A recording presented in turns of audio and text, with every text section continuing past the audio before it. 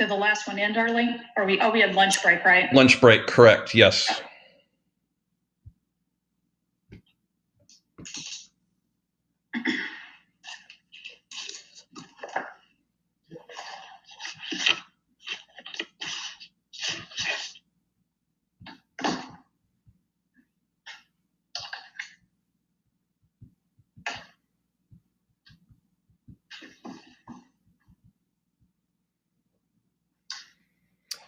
All right, this is Stephen Durham with the Digital Learning Channel. We're back a few minutes early. We want to make sure we have good sound and video for the afternoon session today.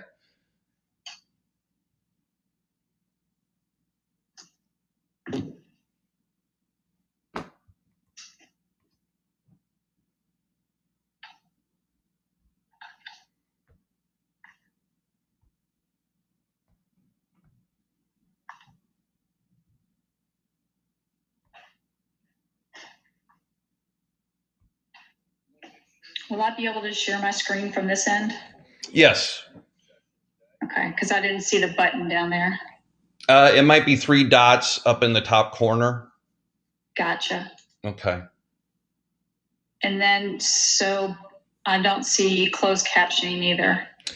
When you have your slide presentation going, if you hover over the bottom, like you're going forward or backwards, there should be, yeah, so my team must all be eating lunch, but I just checked on my iPad and the sound's good on the YouTube channel. So we're going to go live here in about 2 minutes. All right, sounds good.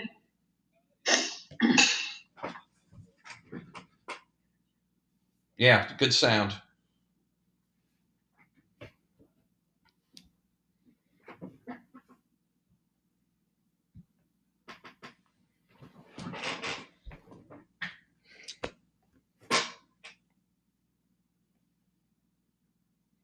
And Charlotte, what department are you with? I am with Curriculum and Learning, and I'm with the Science Department. Okay.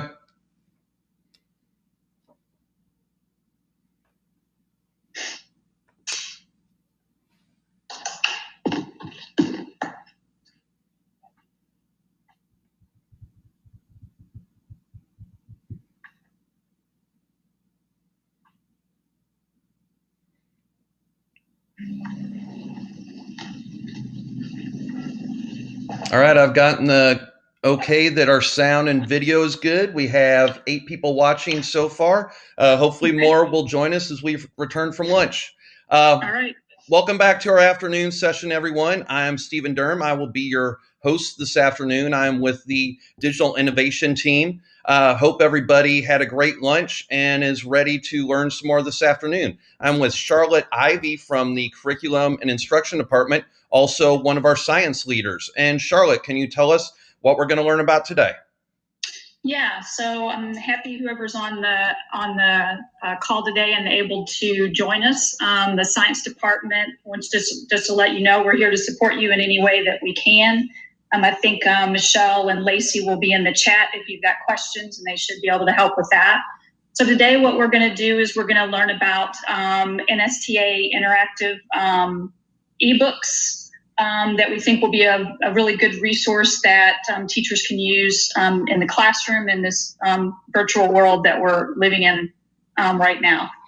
So I think I'm going to go on ahead and try to share my screen here to make sure that,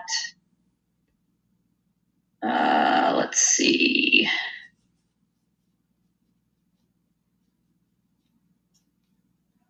Well, we're glad to have you here, Charlotte. Yeah. And if you just, it should be 3 dots, look for the screen share, and you can share your full screen is fine. Okay. Okay, so do we see? Yeah, we see me, so then hop to your slide and we should be good. All right, so you can see our slides right now? Yes. And do you have closed caption turned on, please? Hover down towards the bottom while you have your presentation up. Let's see. I'm not seeing it on the blog. Go to your presentation tab. Okay. Where you actually, yeah, right there. And then go to present mode. Okay. and then hover towards the bottom left corner. There you go, and you should see closed captions right down there. Captions. All right, are we good? We should be good. I know Russ was having some issues, but you can go ahead and start, and you have them turned on, so hopefully they'll show up. All right. Well, like I said, everybody, welcome to the NSTA interactive ebooks. This is one of the things that we've recommended for folks to be able to use in this digital world when we're not able to use more of our hands-on type materials. What I like about these ebooks are that they're not only some reading for folks to use, but also they are a way for kids to be kind of more involved in the reading. There are all kinds of interactive features that we're going to talk about today. So basically, what are the NSTA interactive ebooks? They are books that you can use with your students. Those can be easily assigned within a Google Classroom, and we'll kind of show you a little bit of what that looks like. Towards the end of the presentation, I'll show you a couple of examples, easy way to do that. What's good about these ebooks are you can go on, and we'll do that in just a little bit, and you will see where they literally have things that can be used from K-12. So I think they're really a good thing for folks to be able to use, and they're free to us at this point while we're in this digital world. So let's just kind of dive in here and take a little bit of a look at this. And Charlotte, we know, I know my kids, they love having a device in front of their face for a large part of the day, whether it's their iPhone or their iPad or a Chromebook. And they're more likely to maybe go through a book, an ebook, than they are to actually go and pick up a hardcover, softcover book. So I think this is great. Yes, definitely. That's one of the things, people like me, they're a little old school. I still love my books and I love to hold a book, but we also know that our kids today really are more into this digital format. And so these ebooks are really an effective way to go about that.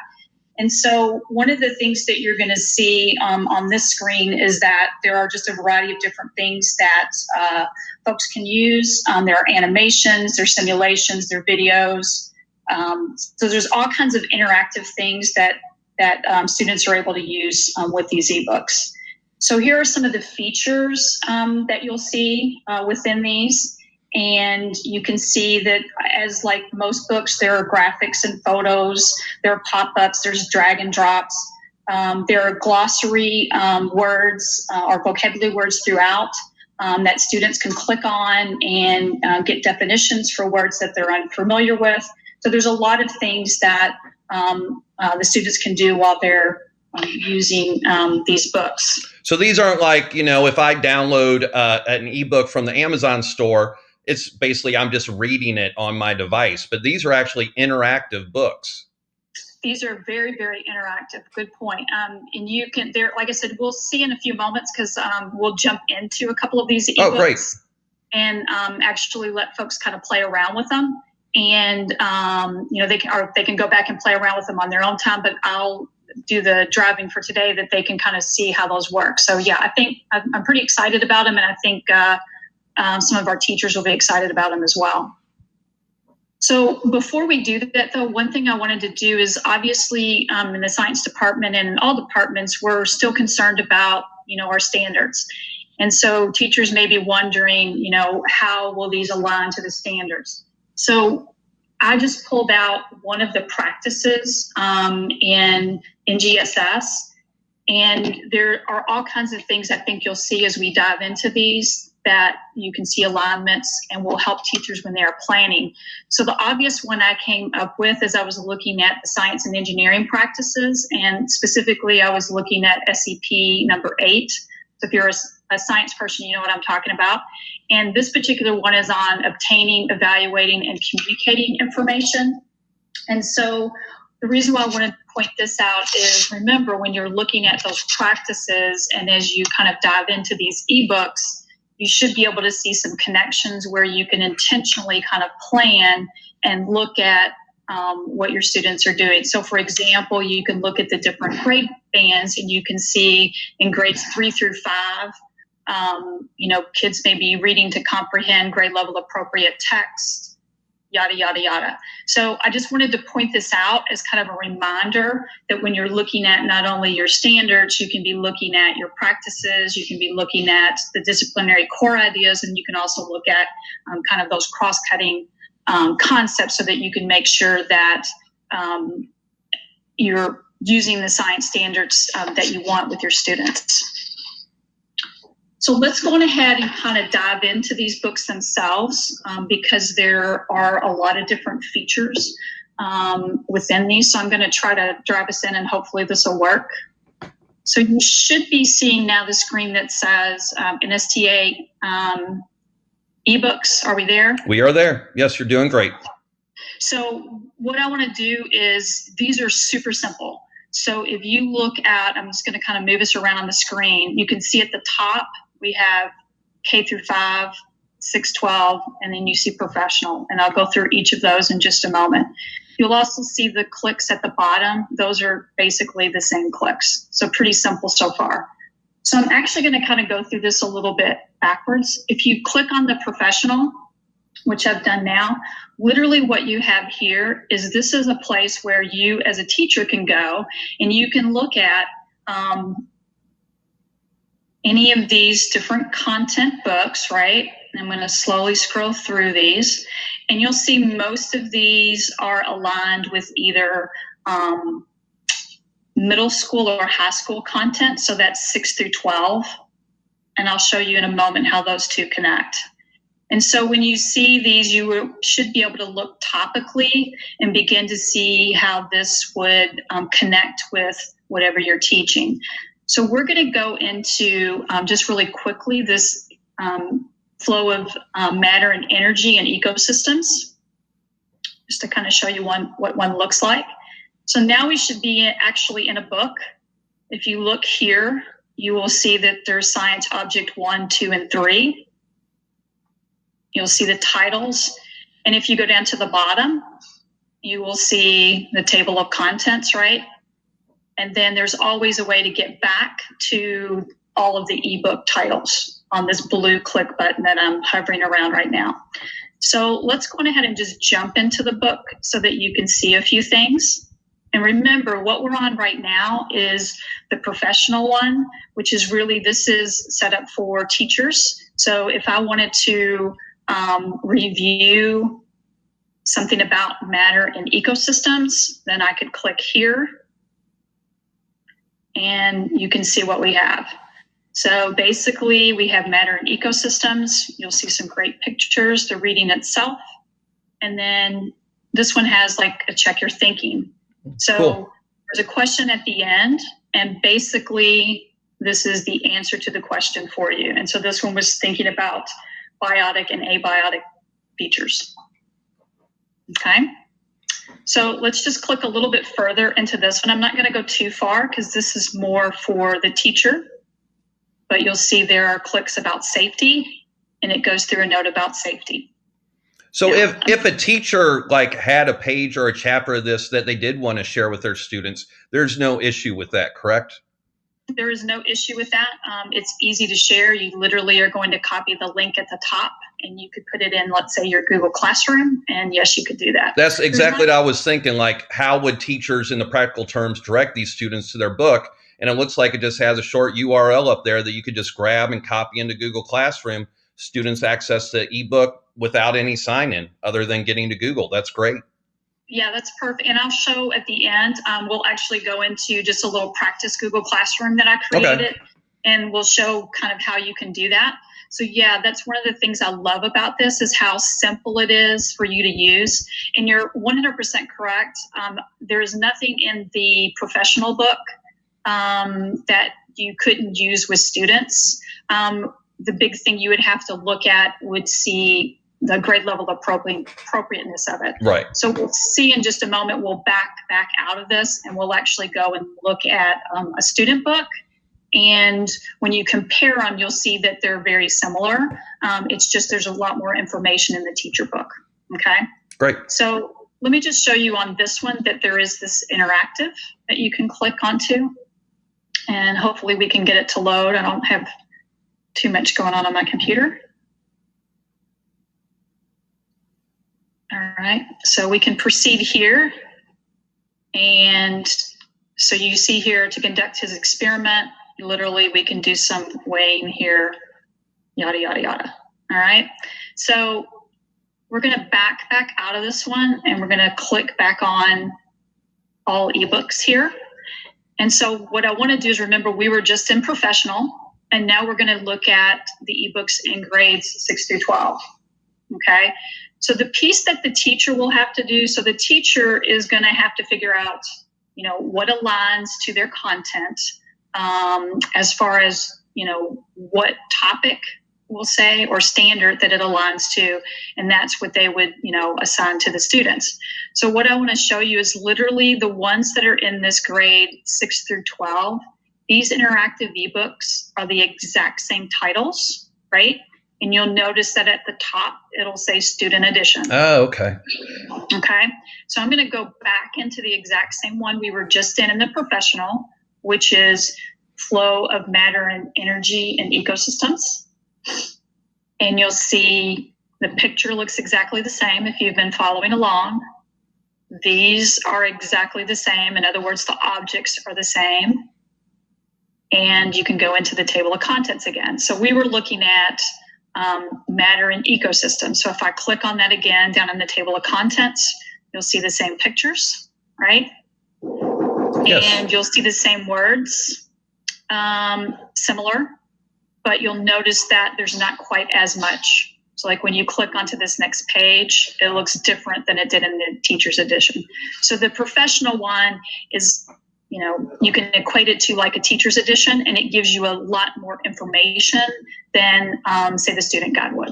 Okay, so I actually have been teaching for quite a while, and it just reminds me of when I started, you had the teacher edition of the textbook and the student edition of the textbook, and it looks very similar on the ebooks. We did have a question. Sarah Francisco said, so when you click on the interactive activity in a book, does that make its own Google link that could be shared on Google Classroom? That is an interesting question, and to be honest with you, I'm not sure about that. I mean, that is definitely something that we can try and see. Okay.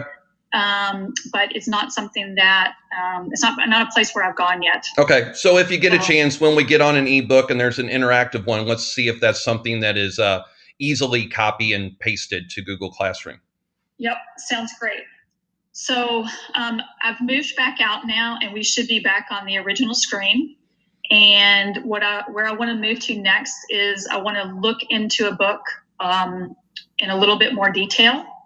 And so I'm going to go through K through 5, and I am going to go down to the one called Beavers Building Ecosystems. And to be really honest with you, I picked that one randomly because I just thought it was kind of interesting. Actually, in the chat there was a lot of kind of side talk about how a lot of parents and the teachers and our staff that's been on here has been building ecosystems at home with their children. So it seems to be a popular at-home activity. It is, and as always, when you're dealing with some kind of an animal, it is something that is of high interest to students. And I currently live on a farm myself, and we actually had a beaver that was visiting our pond recently. And so that was kind of my sidebar into this, my own personal kind of connection to this. That's awesome. I have a skunk trying to dig under my front porch, but I guess that's kind of different. Yes. That's funny. All right, so we're going to kind of dive into this book a little bit. I want to show like some of the features, and then we'll back out, and then we'll look at how you might be able to use it in the classroom. So we're just going to kind of move into it. So remember, I said something about the vocabulary. So we have interactive vocabulary. I can click on it, and you'll get a definition. Great pictures, as you can see, and this one, if you look, you've got reading on the side, right? And then you have a great little picture of a beaver. And so let's say a kid gets on this, let's say you've assigned this independently, and a kid gets on this and they're like, okay, well, I don't really know what to do, right? They don't really get the connection yet of what this is at the bottom. If you click on this little finger at the bottom, it tells you what to do. Oh, great. So it's telling you to select the thumbnails because this is actually a slideshow. So if we do that, you can see how we move, and you'll also are going to see vocabulary there. And the question that they had is right down here: which body parts could be used to change the environment? And once again, you kind of see how the slideshow goes. So that's one thing that you'll see on these, or you'll see slideshows. Another feature, so like you see this one, so it says select part of the picture that you think the beavers built. And so you can do that. And then it gives you another question. Once again, there's a little hand prompt at the bottom telling you if the kid, if you're not sure of what you need to do. All right, so we're going to move just a little bit further in because I want folks to be able to see. This one has another slideshow, vocab, and then there's also a check your thinking. All right, so there was a question at the bottom or at the top, and then this is basically your answer for it. So I'll move through just a little bit more because I want to also show you. So this one is a little bit of a simulation. So it says, as you build the dam, watch to see what happens to the water environment. So let's try to do that. So let's say the kids select the rocks. Nope, they will go wash away. Nope, the mud's not going to do it. And then ultimately, we pick the right thing.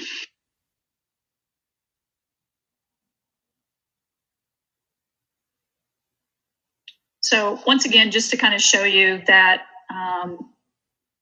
there are some interactive things going on here. That is very cool. My son actually was doing a very similar lesson recently, but he just had to read text and then answer the questions. And I could tell he wasn't that engaged in it. I'm just thinking how much more it's engaging to have these little built-in activities and videos. Yeah, I mean, everything we know about kids, they need to have this interaction with it. Once again, this is a little video. So just trying to show some of the features that you'll find in the books.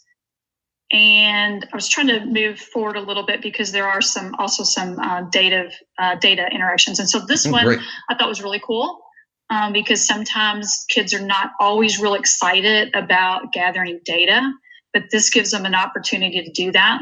So they're going to record which species of tree the beaver has taken to eat after 7 nights, looks to see which of the favorites are. Let's see if I can remember how to do this one. Select an empty box. Yeah. Okay.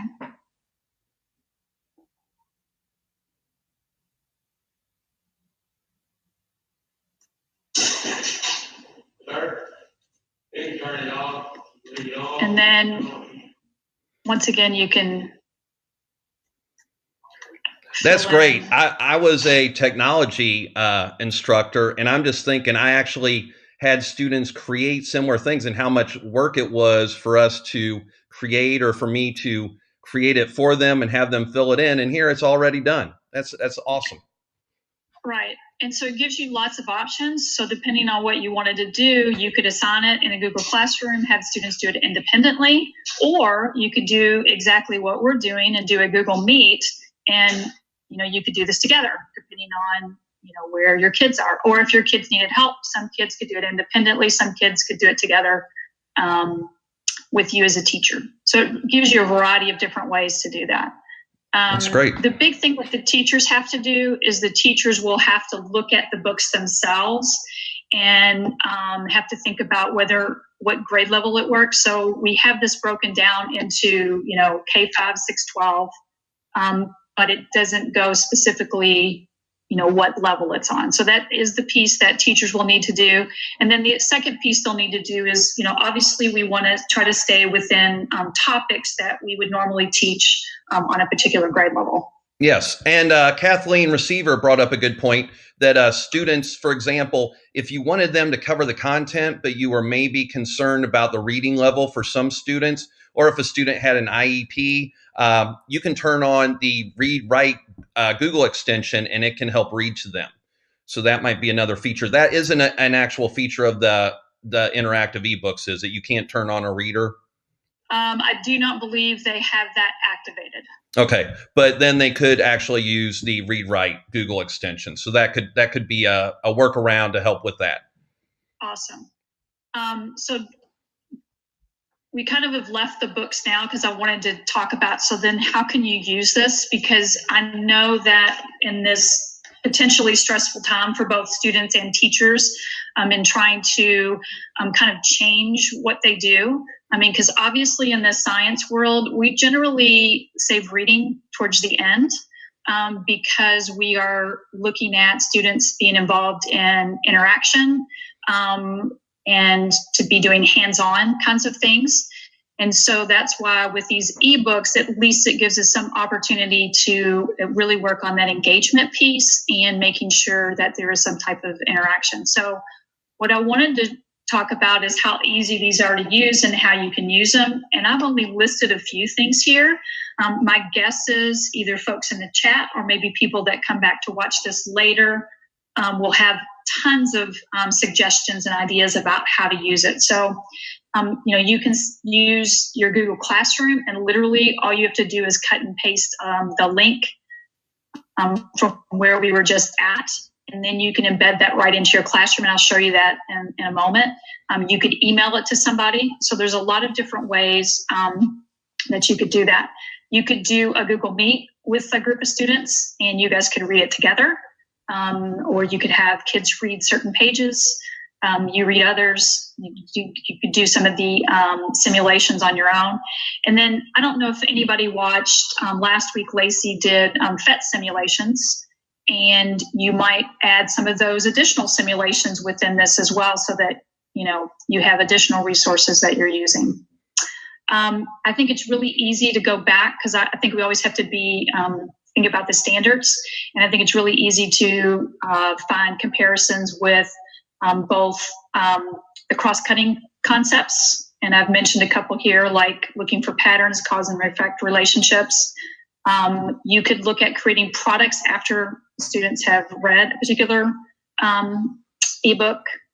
So just a variety of different ways to do that. So let's really quickly, before we run out of time, let's go into Google Classroom. And I love that you're showing them how to use Google Classroom to share this. If anybody needs further training on Google Classroom, every Monday and Tuesday at, when is it, 9:30? Yeah, 9:30. Russ and Jack and a couple people, Jack and Kyle and I, discuss how to use Google Classroom and the Meet feature. Also, we have lots of videos on demand on the JCPS Digital Learning channel that will teach you how to use Google Classroom. So if what you see today looks interesting and you maybe would like to use it for this or other things, we certainly have the resources out there to help you learn how to use it. So thank you, Charlotte. Awesome. And I would just add to that, Google Classroom I've found to be extremely easy. I'm not the most techie person in the world, but as you can see, hopefully you guys can see my Google Classroom right now. We do. And this is just a practice classroom. And so I've put two things in here just to show you really quickly how simple this is. So my first assignment was this, the last book we just looked at. And it's literally read the Beavers Building Ecosystems ebook linked below. So all I did was cut and pasted the link. And when I created the assignment, I just connected that link. And so it shows up right there. And then literally I've given a couple of things for them to do. And it's record any observations or evidence in your reading that supports why we might want beavers to help people create wetlands, and then using evidence from the reading, what are some of the cause-effects relationships to beavers building a dam. And so I tried to make some connections here, because obviously the best way to be able to use this would be maybe start out with an overall question around this reading, and then at the end have some type of an activity or whatever. So this is just one example. Another example I have on here, I'm not sure how many of you are familiar with Jamboard, but I'm really new to it, so my Jamboard is pretty simple. But this is a way for you to post questions, and then literally you can have your kids come on this if you share it with them once again, and then they go down here to the Post-it notes, they can create their own sticky note, and then they can add it to this. So like my first question was just something very simple. I may have used this question before we started the reading. What questions do you have about the beaver, about beavers? Because what we want to do ideally is allow the kids to generate some interest and for us to be able to answer some of their questions. And so this was just a simple Jamboard that I put in there. And then you could move even further, and let's say you want to try to go to something really specific that might go back to the standards. So here we might be naming a body part, and then what is it used for in the environment? So, you know, examples you can see right there. So that is great. Yeah, Jamboard is a very cool feature, and I love that you showed them how to share it through Google Classroom. And it is, I know at first, the best thing to come out of this is that teachers have had time to learn how to use Google Classroom, and hopefully we'll utilize that. And what I'm excited about is when we are back in the classroom and when teachers are referring to text that they want students to use, they might not give them that worksheet. They might not hand out that book. They're going to use these ebooks because they had a chance to become familiar with them. And I think it's great. Thank you for sharing all that. Yeah, no worries. If anybody has questions, you know, feel free to contact the science department. We are always there and happy to help. And thank you to everyone for joining us and for participating in the chat. Just make sure you're signed into your JCPS Google account on YouTube, and then you're able to participate in the chat and we can see what you have to say. Thank you to Lacey, and who else did we have from your department? I know Lacey and Michelle, thank you for fielding those questions in the chat. They did a great job. So I loved seeing that today. I love interactive ebooks. I think it's a great tool, and I hope lots of people are able to use that with their students during this time and after this time as well. Thank you, Charlotte. All right, no problem. Have a good day. You too. All right, everyone. Coming up next, we have, I'm on the NTI site, and I'm going to go to the virtual training schedule. So in case you don't know a quick and easy way to get there, and we are looking at our Wednesday lineup. And we just had Charlotte Ivy doing using NSTA for interactive ebooks in science. And next up, we have Ricky Howe. I saw that they're on deck, and Jennifer Marston, and they will be facilitating virtual restorative circles. If you want to access Charlotte's, you just basically hover over the name and click on it, and that will get you to her presentation. And then Ricky and Jennifer have added theirs here as well. You just hover over it and click, and that will take them to that presentation. So let me go back and make sure we have them ready to present. Hi, Jennifer. How are you? Good. How are you? We're ready. All right, great. Wherever you are. You sound good. If just when you are presenting your slide deck, if you don't mind, put it in presentation mode and then go hover at the bottom and turn on closed captioning. That way it makes it easy for people to follow along as well. And I'll be controlling the camera. I'll go to whoever's talking or presenting, and I'll also keep an eye on the, do you have anyone monitoring the chat for you today? Or I can do that, make sure, let you know if there's any questions. We have some wonderful team members in there monitoring, so they'll be there for any questions that anybody has, hopefully to answer along the way. Okay, great. Well, thank you, Jennifer. I'll let you take over.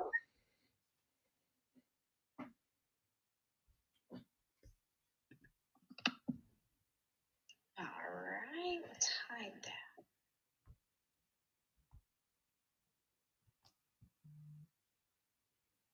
All right, Ricky is going to get us started today, so whenever he's ready, just want to make sure he can see. I can see. We're good. You can see everything? Yep. Okay, wonderful. All right. Well, good afternoon, everyone. I'm Ricky Howe, and with me I have Jennifer Marston, and today we're going to be talking about facilitating virtual restorative circles. I want to thank everyone who's here today. I appreciate it. And again, if you have any questions, please put them in the chat. We have some amazing teammates in there, and they're happy to answer your questions. Also, if you have any suggestions or ideas, we'd love to hear those as well. So thank you for that. I'm going to talk a little bit about our department. We are part of the Culture and Climate Department here at JCPS, and we're in the MTSS department. There is the Engagement and the Behavior departments. The Engagement works with schools and the 6 toolkits to help maximize student engagement. We worked with the school to help support the implementation behavior systems such as the PBIS and restorative practices. So I'm going to talk a little about the learning intention today. We will learn how to facilitate a circle and build relationships virtually. Now, as educators, as staff members in a school building, we generally facilitate relationships in person. And it's in the classroom, it's in the hallways, it's at games. But we are in NTI now, where we're not allowed to do that in person. So doing a circle virtually is a great way to build those relationships. So why should we do circles at all? Well, in a circle, participants are given an opportunity to express themselves in a safe and structured environment. And that's very important, because when you can express yourself in a safe and structured environment, what it does, it builds relationships. It gives people a voice. It promotes emotional well-being. It empowers change and growth. It increases responsibility. It creates a safe space. And since it is a safe and structured environment, it is very versatile, where you can have circles. You can do them in staff meetings. You can do them in administrative meetings, in team meetings, PLCs, and yes, definitely with your students on these in Google Class, Google Meets, wherever you're doing it virtually. So I'm going to let Jennifer take over for a little bit. Thank you, Ricky. And thank you for kind of going over the why. As educators, we know how important it is to talk about the why we're doing things, whether it's as simple as building relationships or, more complex as digging into standards. So thanks again for going over all those reasons of why. Jennifer and Ricky, if you don't mind me interrupting a minute. Yes. One of the things I was kind of answered a lot of questions once all the teachers started having meets with their students, doing Google Meet with their students. And they were very concerned about, well, what if a student does this? What if a student does that? And I understood those concerns. But then once I got the big picture, I realized they create all these relationships and expectations in their classroom. And it's the same way if you're on a Google Meet. It's the same way if you're on a Google Classroom. Wherever you're meeting with students, even though maybe it's not a physical classroom, it's a virtual classroom, we still want to do a lot of that stuff we used to do, that morning meeting, that let's talk about how we're feeling, let's check in on each other. And I think a lot of times teachers were just ready to roll and do the expectation without letting the students know what the expectation was. Yes, absolutely. And we're going to actually dive a little bit more into that. So thanks for that input. Perfectly placed. Sure. And also, our team did another presentation this morning on classroom management and virtual classroom management. And so if you wanted to go back, I think they were on at 9:30 this morning. And they talked a lot about kind of what you were saying. And, as you're setting up these expectations for your Google Meet, aligning them to the same expectations that you had set when we were in the four walls of our buildings. Those were kid-centered and kid-generated or staff-generated. And so kind of like you said, going back to those as a foundation before jumping into the actual content it's really powerful. So I'll keep going here, and we kind of just touched on that about establishing norms. You have norms in your classroom or expectations, whatever language you use with your students or your staff. Just making sure you still have those. A lot of them will still be the same, and keeping them the same is important for that consistency. Some schools are even tying them to their school pillars that they have, whether it's be safe, be respectful, be responsible, or it's pride. Interweaving things that is already meaningful to the kids and just making them these new virtual norms. Making sure that if you're doing a circle or a morning meeting or even just, a get to know you type activity, you're stating the purpose of your circle.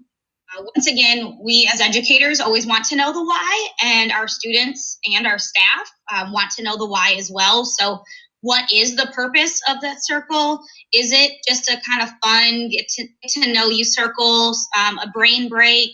Is it content centered? So just being very explicit with that language before you begin a circle, especially a virtual one where you can't see them, all face to face, or you're all in the same room together. Having a question that everyone can answer is also really important. Making sure that the questions that we are asking, students have the ability to answer. And an example would be, something easy, what is your favorite food? Versus a question, what was your favorite vacation? Because all of our students and even some of our staff may have not taken vacations and may not be able to answer that question or answer that question comfortably. So keeping it very light in the beginning, and then, once you maybe dive deeper into content, or if you're looking to revise your school plans for next year, making sure people have an input and have a say is very important. And then having a way for each person to answer. And in the classrooms, our students would raise their hand. People would raise their hand even in staff meetings to answer questions. You may have a talking piece. There may be a little spinner on the board where you call on someone. You have the popsicle sticks. But ultimately, we are now in a new space with NTI. And so we have to get a little bit more creative. And throughout the rest of this presentation, we're going to give you some ways that you can have a way for each person to answer. And like Ricky said, have it very structured. That's great. And I love how you talked about tying the norms into maybe the norms of the school or the pillars of the school. Because right now, a lot of these, they were part of a school culture, and now that's scattered. And so if we continue to tie things back to that school culture, I think it'll keep them feeling invested in a part of the school. Absolutely. And so when you're starting starting Google Meets, establishing those norms, obviously, but then even including a norm or an expectation about how long the answer should be.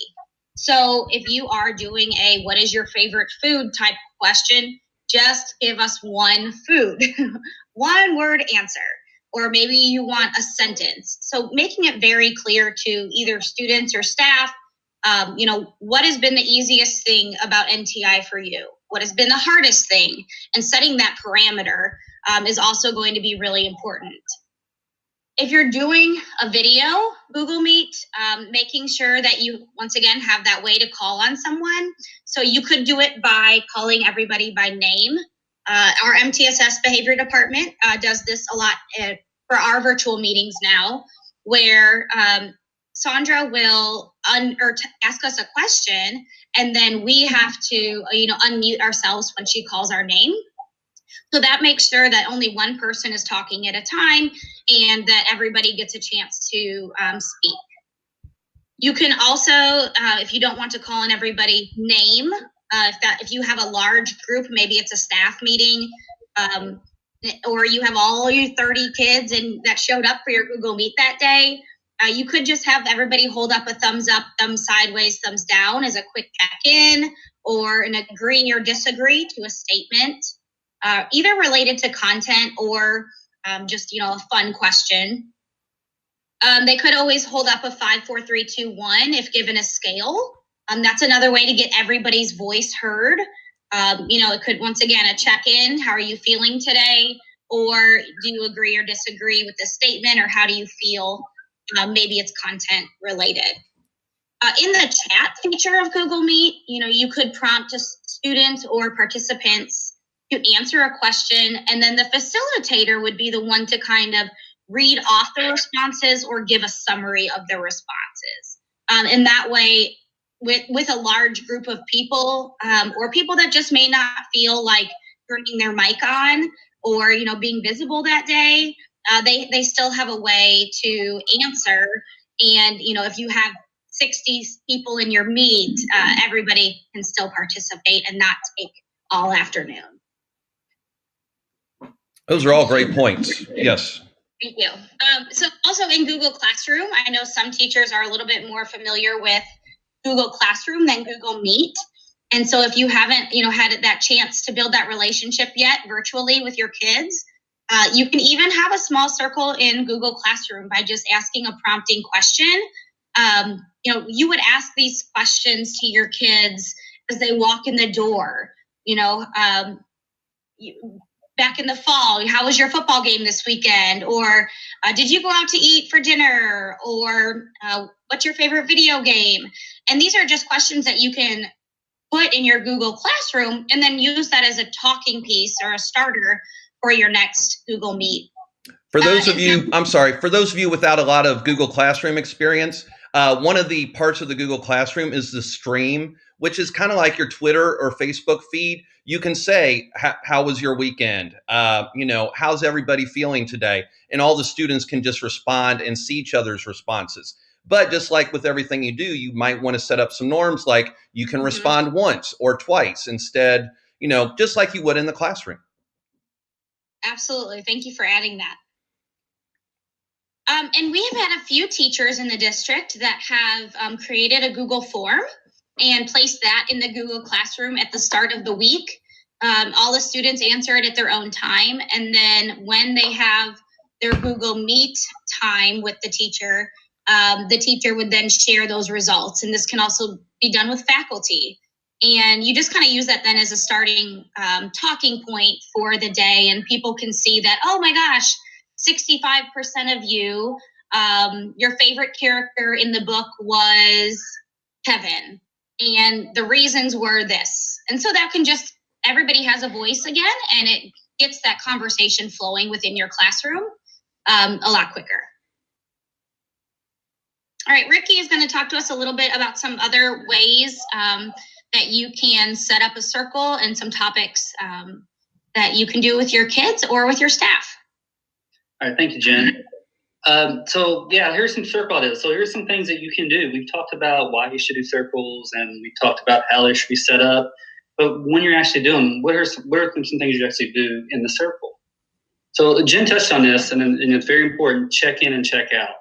You want to keep touch base with the people that you work with. You want to touch base with the students that you teach, and just keep that relationship built. And so an easy way to do that are those check-in, check-outs.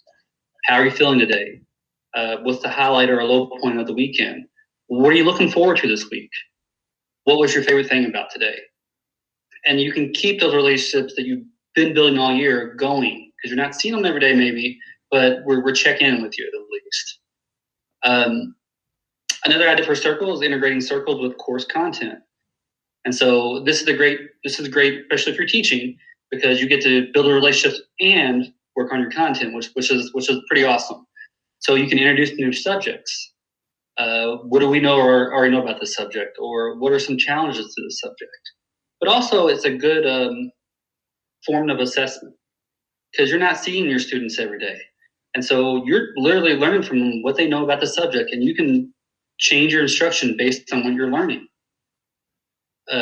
Proactive behavior discussion. This is very important. We talked about structure, and structure. Everyone needs it to feel safe. Everyone needs it to be effective. And so what should the expectations be for Google Meet or Classroom or whatever you're using to communicate? And you decide as a group, and you give that voice. And if something's being done with you, it's a lot more effective than something done to you. And so this is a great time to get that voice in there. And finally, come to the games. Giving people a brain break. We all need a break, especially now. We're stressed out, but this is not only a break, but it's a great way to build those relationships. You get to have fun, and you get to communicate with your coworkers, with your students, with anybody you're having a meeting with. So I'm going to go ahead and go to the first one, which is the unscramble game. Now, I'm sure a lot of you have seen this before, which is basically you just take some words and you scramble the letters all up so they're out of order.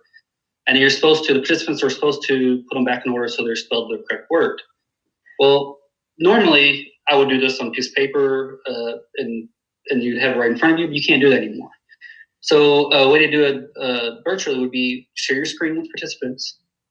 And then before should say, before you share your screen, come up with your expectations. How will they answer this? So are they going to do a chat feature? Are they typing it in? Are they putting it in a Google form? Are they just unmuting and shouting it out?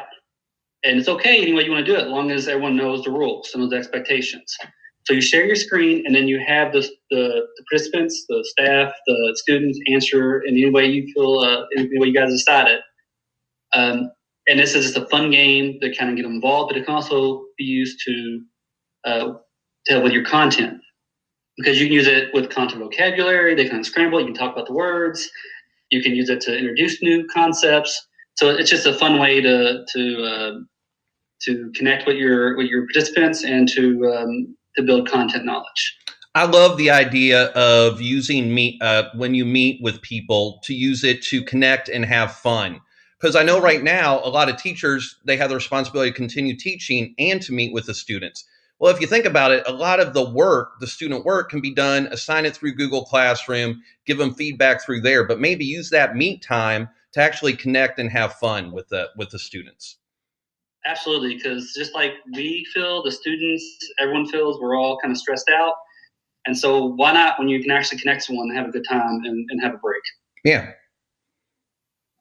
Another game we're going to look at is the change game. This is really fun. I don't know if anybody ever played that in their classroom, but what you do is you pick a leader, and that leader is all the other participants look at that leader and try to memorize all the information they can about them, all the details they have about them, their hair, what they're wearing.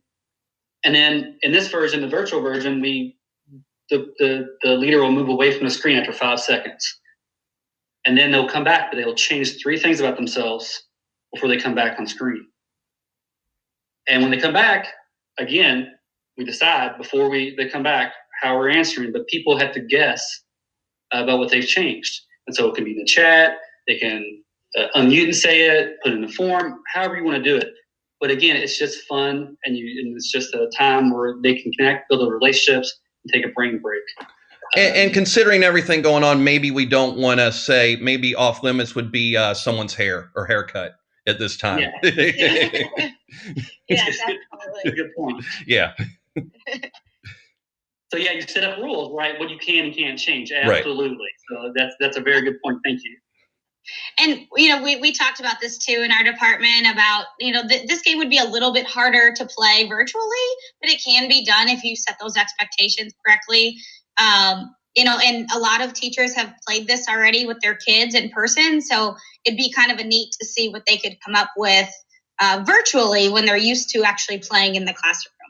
And I think that's the difference. We have so many teachers that are so comfortable with, this is how we do things in the class. This is how you raise your hand. This is how we play a game. And even though the formats change, it's new to them, and I understand. But once they push through that fear of learning the new way and putting it in place, I think it'll be just as rewarding as, in a lot of ways, as their physical classroom. Absolutely. And the last game I wanted to share, and there's a lot of variations that you can do with this, but you find an online spinner and allow it to choose a letter, and the student or staff, once that letter has been chosen, would walk off away from their computer. If they would like to participate, making sure that it's still a safe space and somebody's not in the mood to participate or doesn't want to turn their camera on, that's fine. But giving them an opportunity to go away, find an object that starts with that letter. So the example on the screen is it landed on W. So I might go grab a glass of water. And then that would be my thing that I would share with my class or staff. So just a little fun activity that you could do, and you could definitely change it to be colors or whatever you can get creative with, just giving people that opportunity to have a brain break and have a little fun. And I would like to share with you a resource we got from Klondike, and Joanna Pars and the PBIS committee over there used this template to structure one of their virtual circles last week. And we're so grateful that they were willing to share this with us. And what they did, as you can see on the screen, there's lots of different squares. So this is more of a square instead of a circle, but it works. And everybody puts their name, or so the link for this was shared, just created in a Google Slides, and the link was shared with all the participants, and then they all went around the square or rectangle, I guess if we're getting very specific, and they all put their names in there. And then the facilitator takes the moon or whatever object you choose and moves it around, physically moves the moon around the circle, and then people know when it's their turn to present.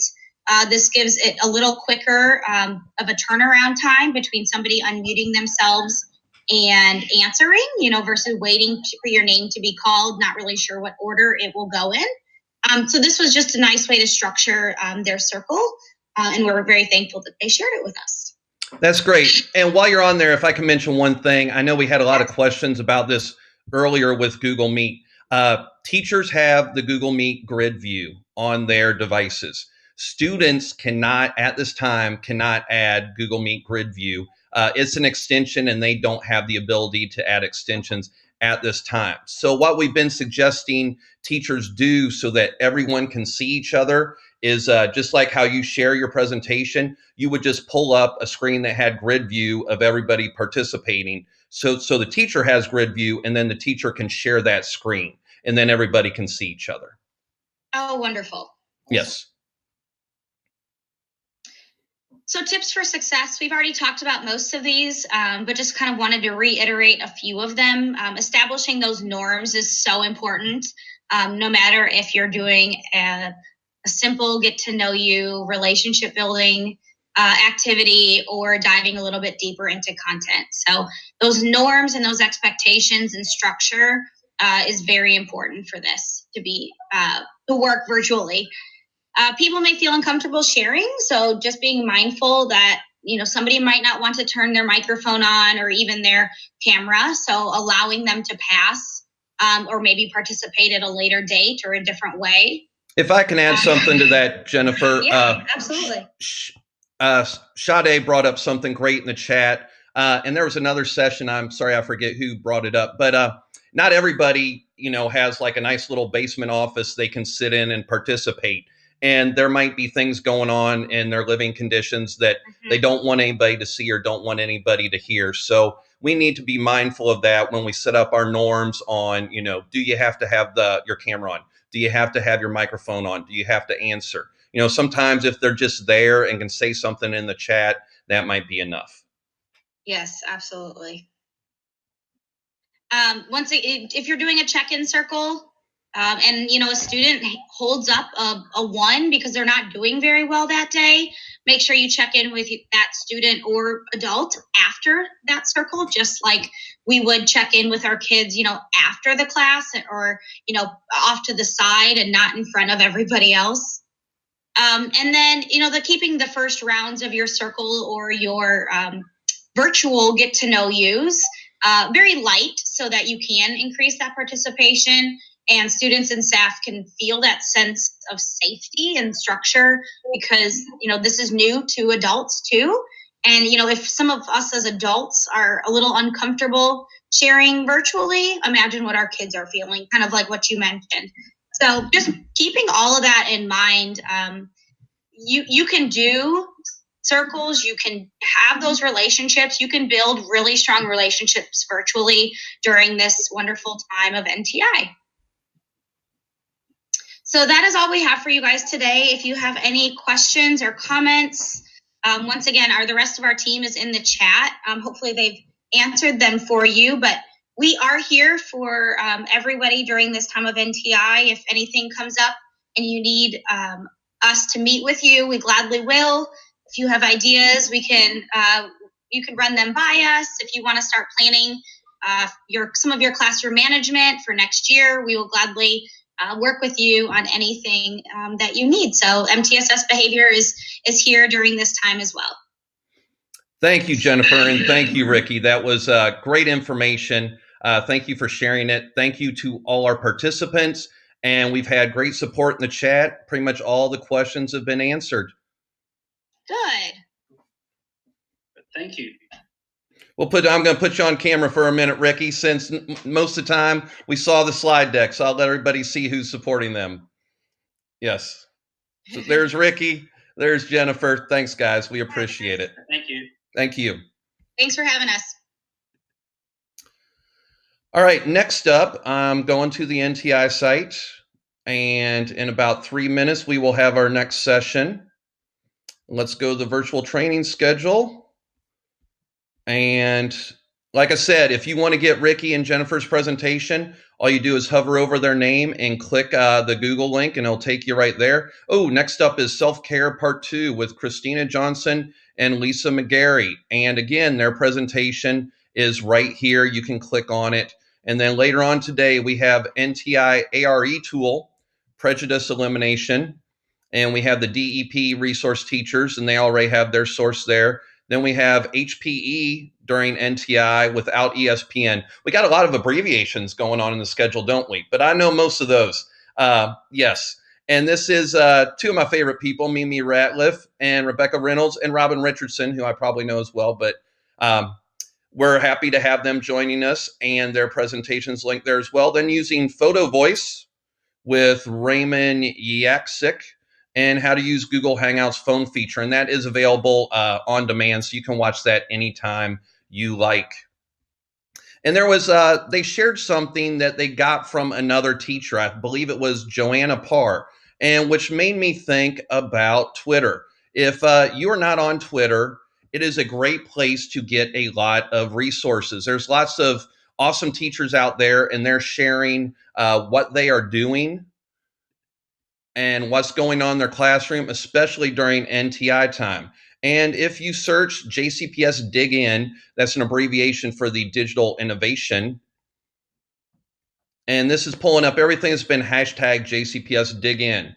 So we see my leader, Heather Worrell, who's awesome. She's talking about her daughter needed a nonfiction book, and she was able to get the ebook from their JCPS library. So a great idea there. And Kathleen Receiver sharing what's going on. And here's a yes card. We've been sharing virtual yes cards. If you look through there on Twitter, you'll be able to see them and fill them out. And just to let people know that when they're doing a great job supporting staff and students during NTI. And so it looks like Allison Heinrich is given a shout out to, or got a shout out. No, she's given a shout out to Sarah and Christy, the awesome EC resource teachers at her school. So let me get back on the Hangout. We got about 1 minute to go, and make sure my presenters are all ready. They should be pros at this. How's everybody doing? Doing well, thank you. How about yourself? Good. Good to see you again. And should I start with, yes. Are we starting with Lisa, I believe? Yes. Okay, Yes. And then we will be back to you. And Lisa has her slide deck pulled up. And I will let you guys, it's 1:30, I'll let you take it away. This is, for those of you who have not seen this yet, this is always entertaining part of our day on the JCPS Digital Learning Channel. All right, good afternoon and welcome to our presentation. I am Lisa McGarry, and I am a resource teacher with social emotional learning and trauma-informed care. And with me today, I have Christina O'Shea Johnson. Shea, you want to say hello? Good afternoon, everyone. It's Christina O'Shea Johnson, also a resource teacher for social emotional learning / trauma-informed care. So happy to be with you all again today. We also have our boss, Dr. Lamisa Marks-John, and our colleague, Dr. Jennifer Driscoll, in the chat, answering any questions or responding to any comments that might come up as we go through our presentation. So we're going to focus today on mindfulness, following up with what we talked to you about last week with self-care for adults. And we're going to start out with sharing our contact information.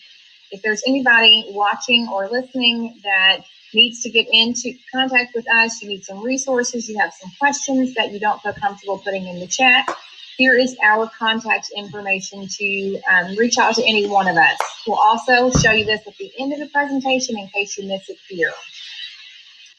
Our goal with our training today is to talk about some definitions for self-care and mindfulness, Shay's going to take you through a couple of mindfulness activities, and then we're going to wrap it all up with going through a mindfulness or self-care calendar, and then looking at ways that you can create one for yourself. With all of our trainings, we always include a self-care alert. Because we talk about trauma, sometimes that brings up uncomfortable feelings. If this is something throughout our presentation that you get overwhelmed or you just feel like you need to take a break, feel free to walk away from the presentation, put some information or ask some questions in the chat, do something relaxing, maybe step outside and feel the sunshine today. I haven't been out there yet, but I've heard that it's supposed to be such a beautiful day today. But just do something to take care of those uncomfortable feelings that are coming up for you, and then join back in if you feel like that's something that you're able to do. Okay, so we want to start off with looking at what self-care is. If you joined us last week, you'll know that Shay talked about this, but when we talk about self-care, we are referring to taking an active role in protecting your own well-being, your own happiness, especially in times of stress. And I would imagine most teachers, when we are in the school year, and especially I know we're in April now, but March is that time where it is so stressful.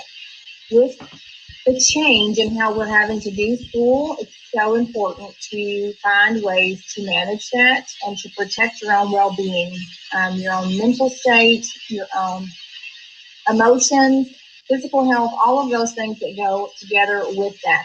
So being aware and then finding ways to manage that for yourself, not just giving to those around you or the ones that you feel compelled to help take care of themselves. We also talked about... Lisa, I'm sorry if I can interrupt for a second. I think we're getting a little bit of feedback from your microphone. I was wondering if you have another device or another window open that might be pulling something up, if you could maybe mute that or turn it off. Don't have anything else open. Okay. Maybe just the microphone. That's okay. It's not bad. I was just seeing if there was something we could do to clean it up a bit. But you're fine. Don't worry about it. Okay. So the three things that we want to focus on are remembering to have fun, to find ways to laugh, and to be grateful for our life. Finding something that brings you joy, that you enjoy doing, whether it be baking, cooking, crafting, coloring, reading, stepping out into the sunshine, just being outdoors, whatever it might be, finding something during this time while you're still social distancing that you can do to have fun. Whatever you just did took care of it. Thank you. Okay. Finding ways to laugh, whether it be laughing at yourself, putting on a funny movie. I know that I've seen some people who are rewatching movies from when they were kids and laughing at those kinds of things, looking at the old pictures, sharing things with seniors that are missing out on their senior activities, and reminiscing with pictures on Facebook. Find something every single day to laugh. Shay talked to us last week about the benefits of laughter, and how there are not only emotional benefits, but also physical well-being benefits of laughter. It lowers your blood pressure, improves your sleep habits, you get better sleep with it, all of those things. So it's so important to find something to laugh at every day.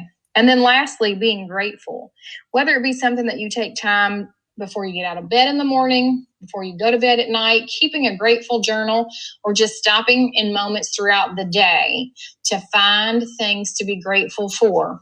They could be large things like your support system, or they could be small things like having running water, having a home that keeps us safe from the elements and this crazy weather as the temperature goes up and the temperature goes down, whatever it might be, just being present and focused on those things that we can be grateful for. The other piece of what we want to look at and what we're going to spend more time talking about is mindfulness. So, what is it? When we talk about mindfulness, we are talking about being present in the moment in your life, noticing what's going on around you, how your feet feel on the floor, how your hands feel when they are kneading dough, when you are touching different things, what the wind feels like on your face, whatever it might be, just noticing whatever is going on in the present moment, rather than letting the worries come in, what's going to happen on your meet sessions tomorrow with your students, what's going to happen if your students aren't able to complete the activities that you have planned, how silly you might look when you are taping lessons for students, whatever it might be, not letting any of those things in, but just taking some time to be present with what is going on in our lives. And then I want to bring those two pieces together so that we understand as we are moving forward, and Shay is talking to us about mindfulness and ways to implement that in our daily lives, is to clarify that self-care are the strategies, the activities, the ways in which we tend to our own personal needs. So these are things that we actually do. Mindfulness creates the awareness of what is causing that stress or anxiety and increases the need for self-care. So when we become mindful, when we are aware that we have stress in our lower back, more so now than we did before, is it because we're sitting in a chair more of the day versus on our feet? So maybe your feet don't hurt as much, but now it's your back or your shoulders. Whatever it might be, becoming aware of those things and then tending to them in self-care. So I mention that because that's the case for me, that my lower back, I feel like, stays in knots most of the day. I don't have a whole lot of stressors, I feel like, except for sitting more than I was active. So finding a way to become aware of, okay, what am I doing in the day now that might be causing that lower back pain versus what I did before? So maybe I can change my habits. Maybe my self-care becomes stretching or yoga or standing or dancing, whatever it might be, but becoming aware of what changes have brought about the stress or the anxiety, and then take care of myself by implementing whatever strategies I might need to do so. Okay, before we transition into what Shay is going to have us do, she's going to lead us through a brain break. Now, Shay, no pressure, but someone in the chat, let me see if I referred to you as Shay the Entertainer. So you're going to need to bring it today. Shay, are you there? I'm here. Can you see me? We can see you. I can't. Okay. Okay. Not Shay the Entertainer. Shay's cup is trying to stay full. So if that brings out a little more personality, okay, I'll take it. Good afternoon. Good afternoon. Great day to be alive, right? Yes. Oh, and that was It's a fantastic day to be alive, right? So waking up with the air in our lungs, waking up in our right mind, right? Being mindful, not our minds being full, right? So that's what we're here to talk about. So the first thing we want to do is do a brain break for ourselves. Throughout the day in the classroom, we give the students brain breaks. So guess who else needs a brain break? Me, we do. So right now, we're going to do a brain break, and it's called starfish breathing. Starfish breathing. So 1, 2, 3, 4, 5. A star has 5 points, right? So we are going to simply intentionally inhale and exhale, right? We are going to design our own star. Now, if you have a lot of stressors right now, your star may be really, really big. Your inhaling and your exhaling may be really, really deep, but we're going to get a star in our brains, and we're just going to simply outline, right? So I'm going to do this with you. Get your finger ready, right? And we're going to start with inhaling, going up to that point, and exhaling, inhaling, exhaling, inhaling, exhaling. I hear you out there. Inhaling, exhaling. Let's finish our star. Inhaling, exhaling, inhaling, and exhaling. Guess what we just did? We just told our upstairs brain to come on in for a minute and just relax. We are just bringing calm to our brain with starfish breathing. You can do this any time of the day, when you are taking a shower or a bath, when you're about to cook, when company's coming over, when that person is ringing and you see that name come across, like, oh Lord, I've got to do a real short starfish. Breathe. Okay. All right, Lisa, let's roll. So why does this matter? Why are we doing a mindfulness part 2? Why does this matter to educators? You ask great questions. It matters to educators because it has a lot to do with our mental health. If our mental health is not together, it's going to be a very sour day, a very, very sour, basically, life. So as many as 75%, that is a lot. That's $0.75 in a dollar. 75% of educators, us, experience stress-related symptoms. Listen to this: fatigue, weakness, lack of energy, right? Irritability, heartburn, headache, trouble sleeping, and depression. Let me tell you about this lack of energy and depression. We need our 8 hours or plus a day, right? A night of sleep, where we're not wrestling all night long of the worries of tomorrow and the stressors of today. So what happened is, what I found out, when you're wrestling in your sleep and you can't get enough sleep because you're worrying about whatever you're worried about, family issues, work issues, more bills than money, you're wrestling with these things mentally at night. And we're waking up so tired and frustrated, zero energy. Then we're bringing that into the classroom. We're bringing that into the work environment, and it's not good. Pouring from a very low cup, and that's not good, right? So we have to practice self-care. So this mindfulness part 2, yeah, we needed this. We are not immune to stress and burnout. You can't take a vitamin and say, hello, no stress and burnout today. Not going to happen. We are not immune to this. All right, so how full is your cup? Well, my homework every single day is to get up with 3/4 or a full cup. And so how do I do this? And I'm talking about Shay. I need to know what empties my cup, right? What empties my cup, right? I have to find those things out so my cup can remain full. Education is most definitely a demanding profession. We know that. Right? We did not sign up to wash windows. We have parents, we have faculty, we have students, we have lessons. It is a very demanding profession. So when we feel that education is more than just what we do, it's our job. It completely turns into our job, our identity. I am a mom, I am a spouse, I'm a wife, I am a teacher. Those are my 3 things, right? Wife, mom, teacher. That's my identity. It's hard for us to take care of ourselves when our career is taking care of others. And our momminess is taking care of others, right? We pour all day long. So in the morning when we wake up, a lot of times we just wake up and we hit the ground running, right? We have that mental checklist in our head. What do we have to do today? And we better get it done. But guess what? We leave ourselves behind. Right? We get out of the bed and we leave the house with our cup being almost empty already. So we have to find out what fills that cup and what exactly is taken away from that.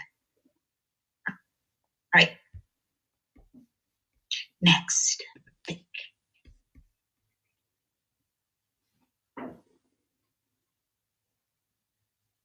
Go. You there, Shay? I have the mindfulness is slide deck pulled up. So what is my...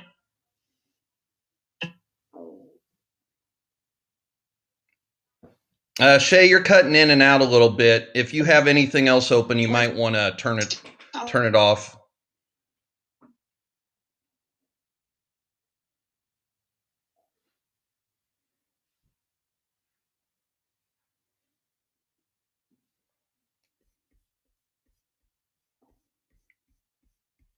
I'm going to refresh, see if that helps.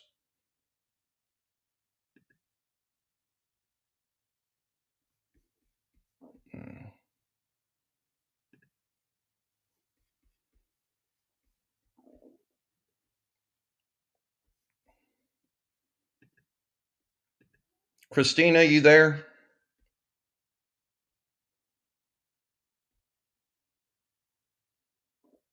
Or Shay, sorry. Lisa, can we hear you? Oh no.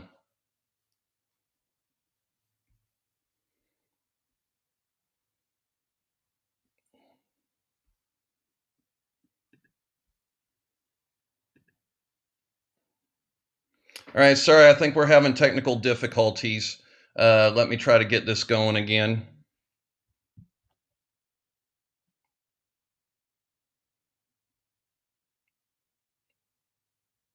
Okay, so I'm here, it appears, and I think we lost Lisa and Shay.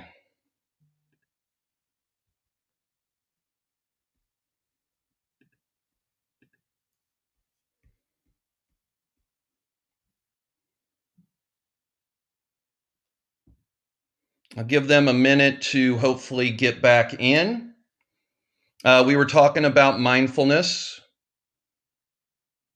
Okay, it looks like Lisa's trying to present again. Lisa, if you can turn off your mic or turn on your mic.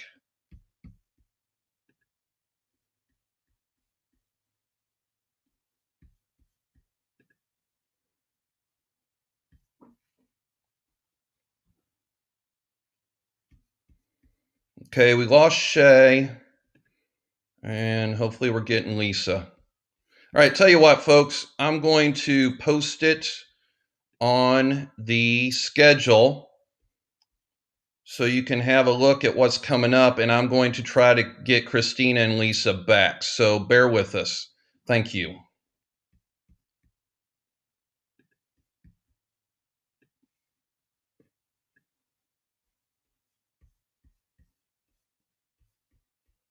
Steve, can you hear me? I can.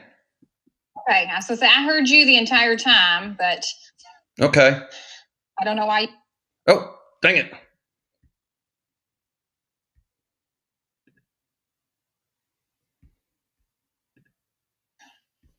Okay, I'm back. Okay, turn the captions back on. Okay, so mindfulness again is being present and aware of the things that are going on around you. If you were in your classroom or even in your home, taking that couple of seconds, couple of minutes in between lessons and paying attention to the sounds that are going on around you. My dryer is done, so I keep hearing it ding, becoming aware of that as it is going on with me, rather than becoming overwhelmed by emotions.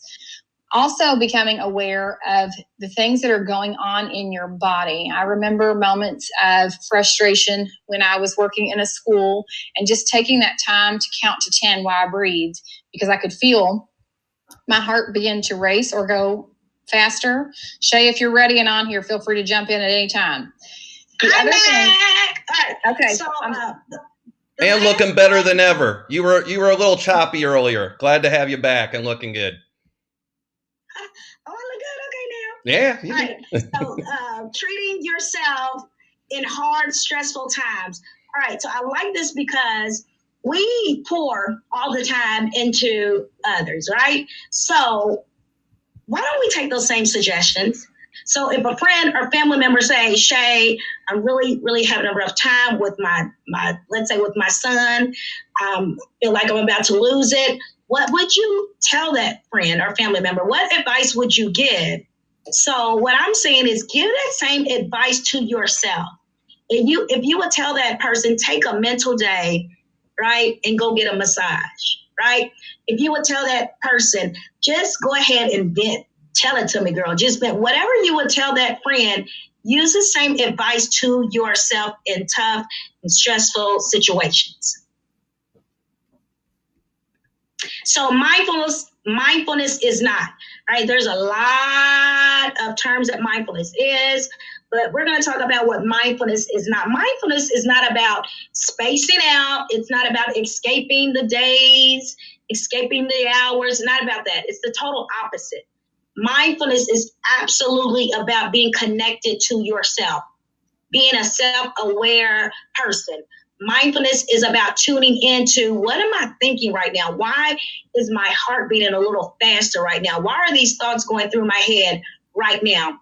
Mindfulness is about connecting and tuning in. Mindfulness is not a religion. You don't put on your Sunday clothes and go to Mindfulness Baptist Church and say, we're not doing that. Mindfulness is not a religion.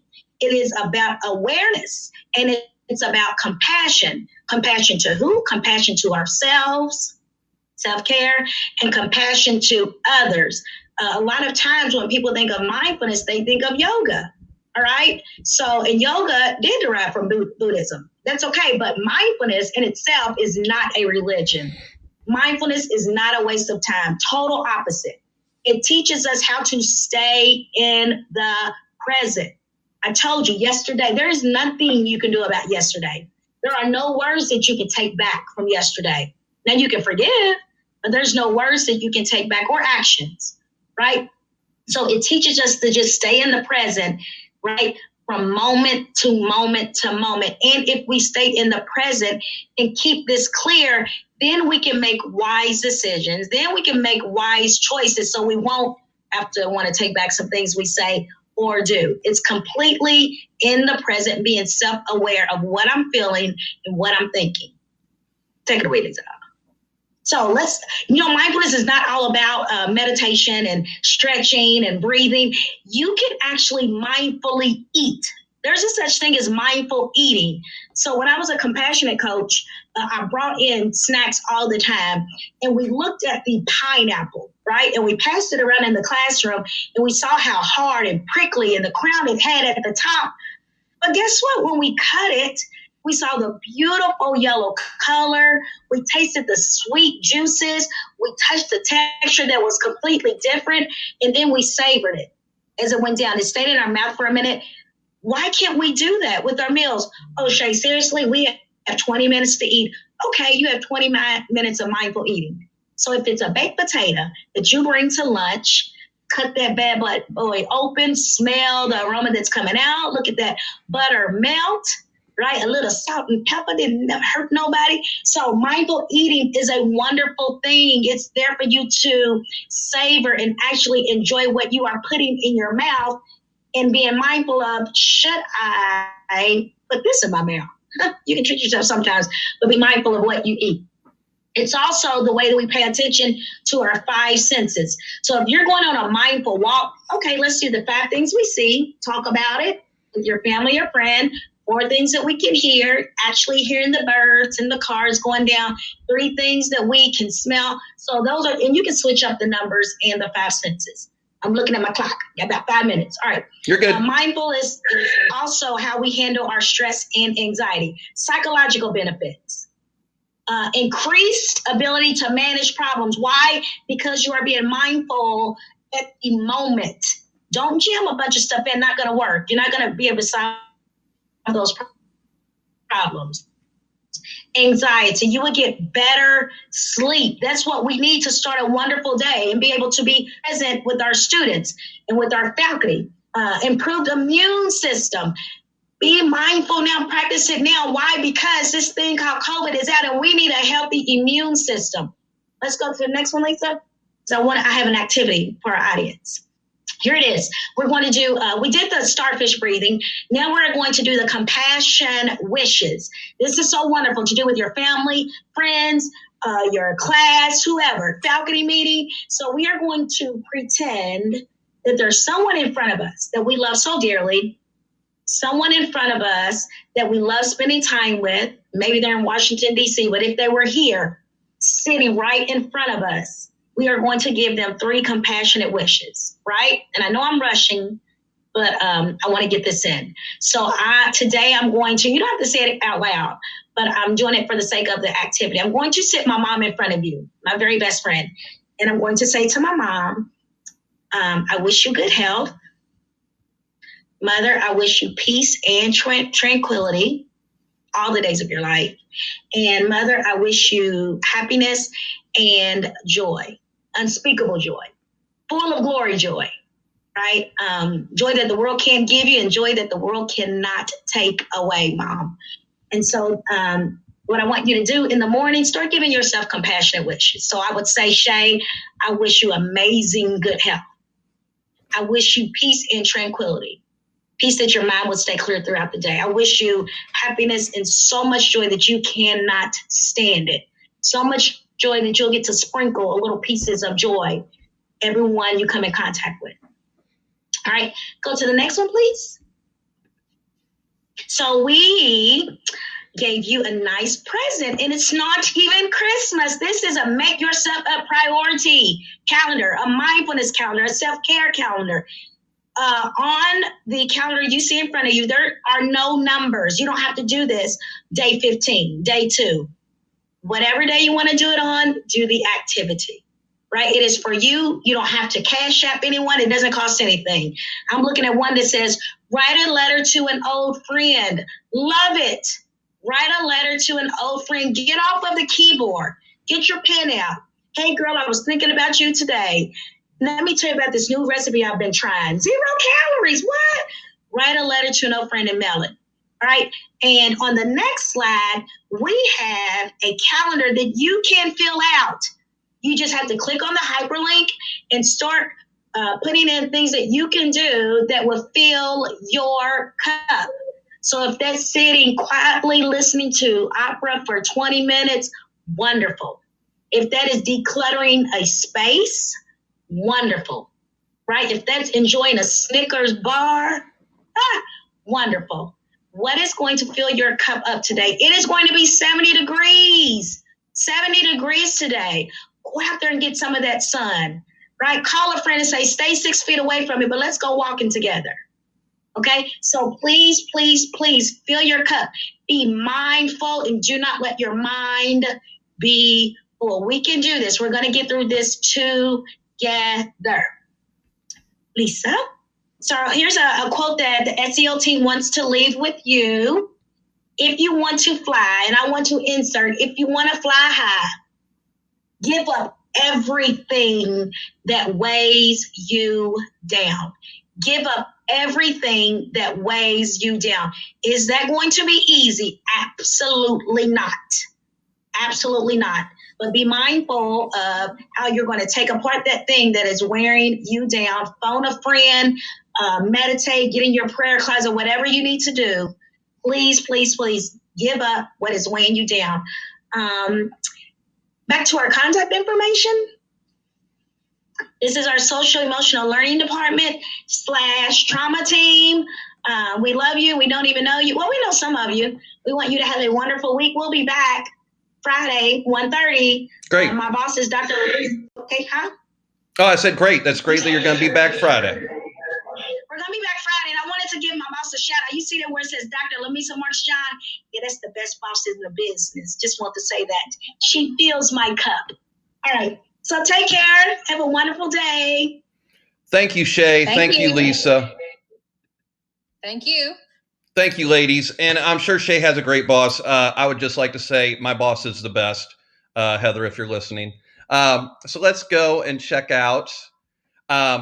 If you would like to get those resources, type in your Omnibox, jcps.me/NTI, and then you're going to click on the virtual training schedule.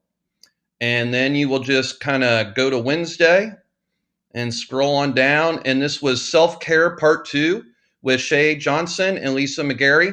And you click on that, and that will have those resources. So if you want to be able to treat yourself every day and use those calendar and those resources, they'll be right there for you. Next up is NTI ARE tool, Prejudice Elimination. And we have, I'll let them introduce themselves, but they are the DEP resource teachers. And here is their presentation as well. So while they're going through this, you're welcome to go through it with them, or just watch along with us, and you can access this later. So let me get back to their screen. And I have Kanita is with us. Yes, good morning, all. Good morning. It is 2:01, and I will turn it over to you if you can introduce yourself and let us know what we're going to be doing today. Thank you. Okay, excellent. Hello, all. My name is Kenita Ballard. I am the resource teacher with AIS Elementary Schools from Diversity, Equity, and Poverty. And virtually present are the other members of my team from Zone 1, 2, and 3, and high school and middle school as well. So with that being said, we're going to go ahead and continue on with our presentation. Avon is here to present with me. Avon, could you share the screen, please? I'm just seeing you in the there's Avon. Okay. Avon, if you can hear me, can you go ahead and share the screen? And so while Avon is getting the screen set up, I'll just speak to that. This is part of an ongoing series in which we are discussing a specific component each day this week of a tool that we developed that is based off a district tool called the Affirming Racial Equity Tool, the R tool. And this is the NTI version of it, so to speak. So with that being said, looks like we have it. Yes, there we go. Yes. Are you ready for NTI? And we are specifically talking about providing racial equity through prejudice elimination. Avon, go ahead, next slide. So one thing that we want to establish in our introduction is that we are currently in the right now. NTI is not the new normal, but it is our current situation. And we want to stop and think about our diverse populations and how GCPS can not only continue to support our diverse populations, as it is something that aligns with one of our pillars, the racial equity pillar, but how can we also respond to some of the unique challenges and things that we are seeing during this time. So let's just take a moment to comment in the chat box, or you can speak up about what issues of prejudice might teachers come across during this time, or why is there a need to build understanding of others during this time. So I'm going to go ahead and take a couple of seconds for individuals to speak up or respond in the chat box again. What issues of prejudice might teachers come across during this time? And why is there a need to build understanding of others during this time?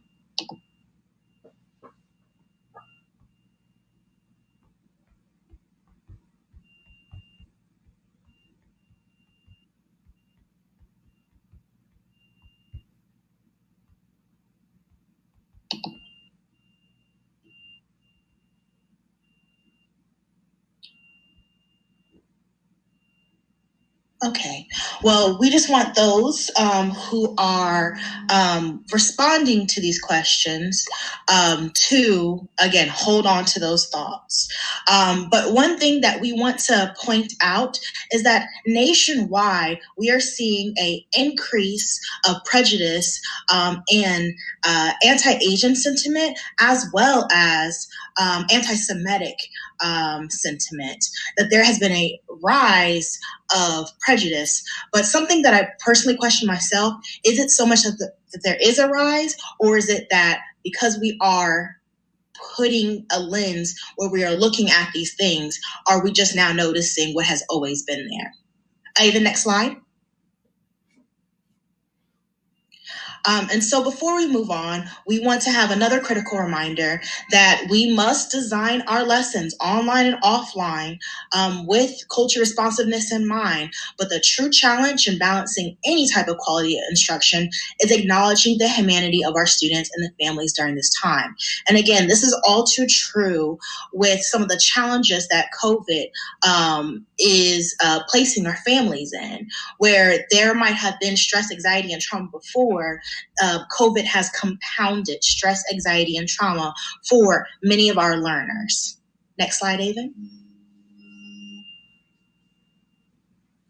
And so with that being said, we want to always keep in mind that we are in the same storm, but we are not in the same boat. And that most important during this time, our role as teachers is to love our students, love our family. And as best as we can, we're providing work that is quality, not quantity. We are not pulling on our students' boats with paperwork. We're not trying to drown our students in paperwork and busy time. We want to, again, support families and our students in being a part of their structured day. And that we also want to provide wise feedback over assessment. And this is applicable not only to our students who are doing the digital NTI, but our students who are working through the paperverse version of NTI as well. We want to extend this same type of love before lessons, quality over quantity, and wise feedback over assessment with all of our students. Because again, we are all in the same storm, though our boats are different. Next slide. So as I was speaking to earlier, we are specifically talking today about prejudice elimination. This component is part of a tool known as the R tool that we have amended and revised to be able to fit for NTI. So really, we're looking at how are we affirming racial equity during this non-traditional instructional time. And so, again, today we are talking about prejudice elimination, and tomorrow we'll be talking about equitable pedagogy. And if you haven't already, you can check out past sessions on the YouTube channel where we discuss knowledge construction and content integration as well. But this is a simplified version of, again, some of the tips and strategies that we can use to be able to support our learners that come from diverse populations. And within each section is embedded, again, a series of resources and tools to be able to use. If you find yourself answering these questions, are you intentionally planning lessons to build understanding of foster intergroup relations? If you're a no, well, then again, we have the supports there. Aiden, next slide. And so when we're talking about prejudice elimination, we're talking about encouraging teachers and PLCs to design and plan lessons to build understanding and foster intergroup relations. Effectively, our objective is to have a practice that promotes prejudice elimination that can have a positive impact on instruction, classroom culture, and student success, especially as it concerns NTI. Next slide. Avon, can you do me a favor, please? Hover on the bottom left corner like you're going to advance and look for that CC closed captioning. If you could click that on. There you go. Thanks. It'll allow text to come up. So we'll have, yes, that'd be great. Thank you. Mm-hmm. So in order to achieve the objective, again, we want to identify practices that promote prejudice elimination, but we also want to explore and identify tools and resources to use during NTI to foster those positive outcomes. Next slide. So with that being said, one of the things that we have to ask ourselves is, are we aware of content that may be considered inflammatory and and can we amplify the voice of the oppressed at this time?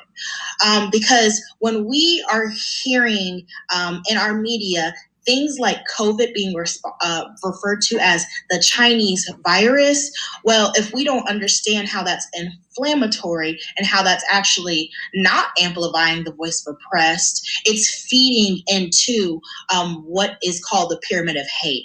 And so this graphic itself will take you to the source resource where it has more information about how something like a small biased comment actually feeds into much larger systems of harm.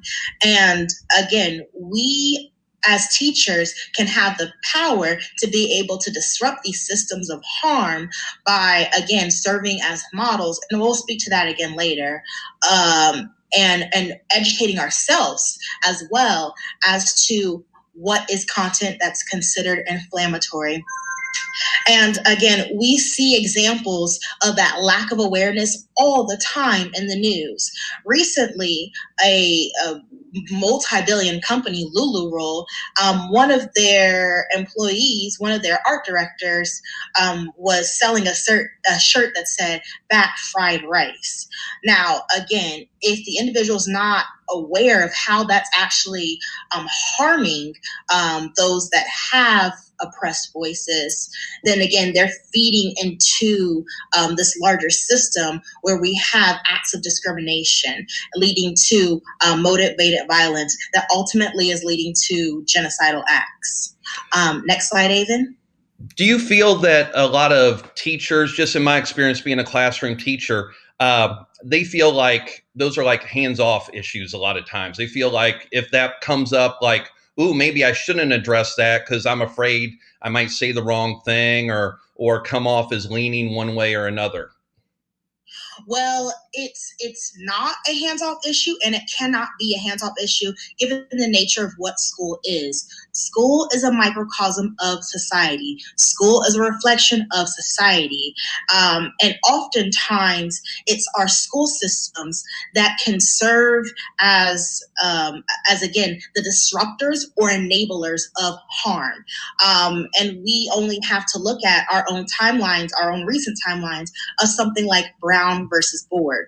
What did Brown versus Board eventually spiral into when teachers stepped up to accepting all students into their classrooms? When teachers spoke up against the fact that segregating white and Black students was not acceptable, was not something that we as educators should be part of. So again, these are not issues that are separate from our classroom. These are issues that, again, are also very much in alignment with our standards as well, because our standards aren't isolated concepts. Our standards aren't dead and inorganic. Our standards are very much actionable, organic skills that's asking us to look at our world, our society, and the content that our society and our world is producing. So if we are putting a barrier between ourselves and, something that we perceive as taboo, then again, what are we actually achieving? How are we actually empowering our students? And with that being said, again, part of that, Avon, can you go back to the previous slide?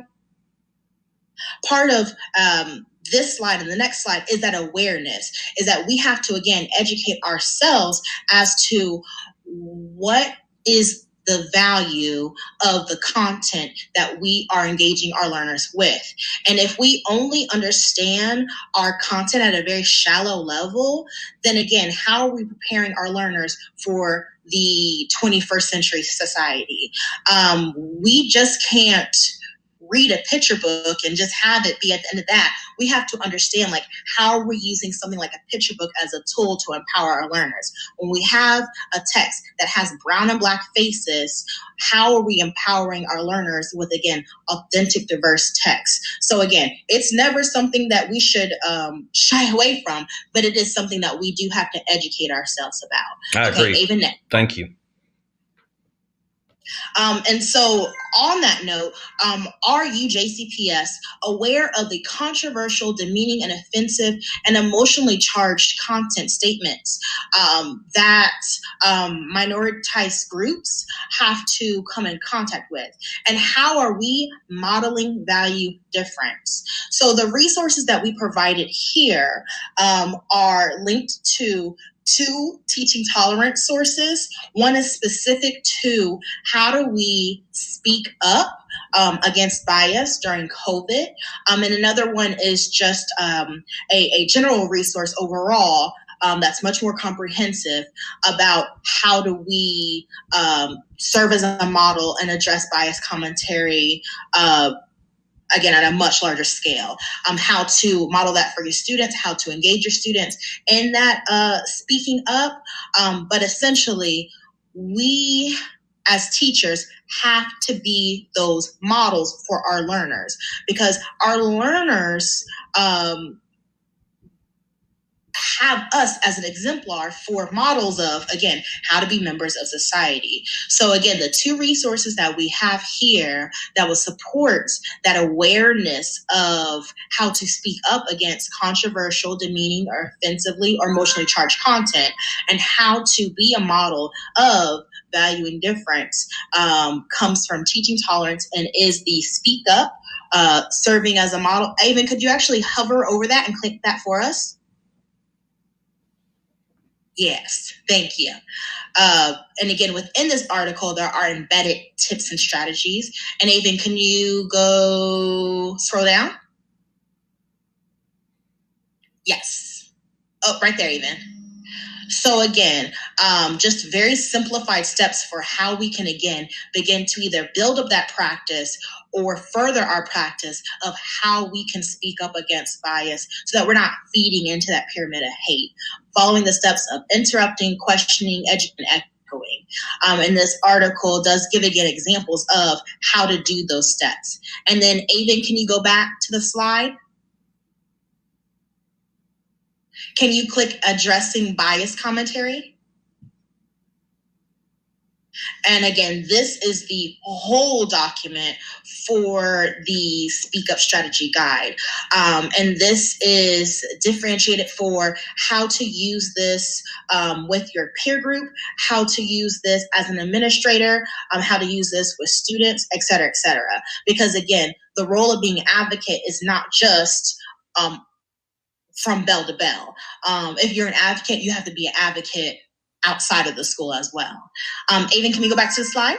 A lot of my responsibility is helping students become good digital citizens. And we've had a lot of questions about now that teachers are having meets with students, meeting with them virtually. They say, well, what if a student does this or says this or is acting like this during the meet? And I'm like, you have to teach them to be good digital citizens. That's what our technology leaders do. But also as teachers, we have to teach them to be good citizens. And I think this is a big part of that. Yes. Mm-hmm. And to that note, speaking of digital citizenship, we also have to build up an element of how to recognize prejudice when students are interacting with tools and just things in the digital sphere, because that's where a lot of our text is, especially during NTI. Our students are exposed to so much. How do we recognize a resource that is inflammatory as opposed to not being inflammatory? So again, this is something that carries much into how we can build up our learners to be good digital citizens as well. Okay, and then Avon, next slide. And we also want to help our students understand privilege and empathy. And this component of prejudice elimination is something that feeds into the NTI tool overall, because this can best be achieved by designing mini lessons or activities to really help students build their understanding. And so the two resources that we provided here are broken down into activities and mini lessons that focus more on elementary and activities and mini lessons that focus more on secondary. And one of the reasons why we're emphasizing mini lessons, task activities, as opposed to whole unit plans is because, again, we want to consider quality over quantity. We want to take into consideration the humanity of our families, of being able to have access or limited access to devices, of having multiple children in the home, where again, there's time that has to be respected. So we really don't want to have something that's long and intensive for our learners. These mini lessons and activities can very much be built into long form units, but really they can also be scaled down, because that's something that, again, that we want to keep in mind. And just overall, Teaching Tolerance does maintain a student library of text, written text, visuals, and auditory text that speak to how to use those texts within these mini lessons. And then again, we want to make sure that we can use this tool comprehensively, because it's not just about prejudice elimination during NTI. It's about using these skills, using this toolbox to be able to achieve the objectives of our district-wide racial equity plan. And then Avon, last slide. Actually, Avon, you can click on the elementary or secondary. Okay.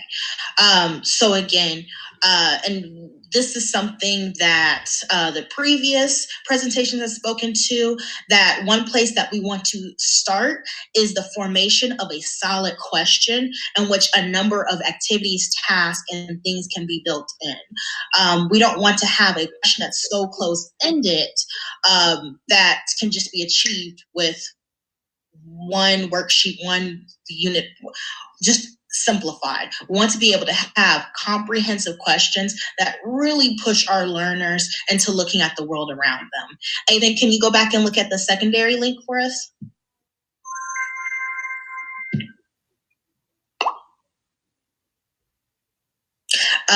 And so again, this is more examples of text and activities and tasks that can be used to support prejudice elimination.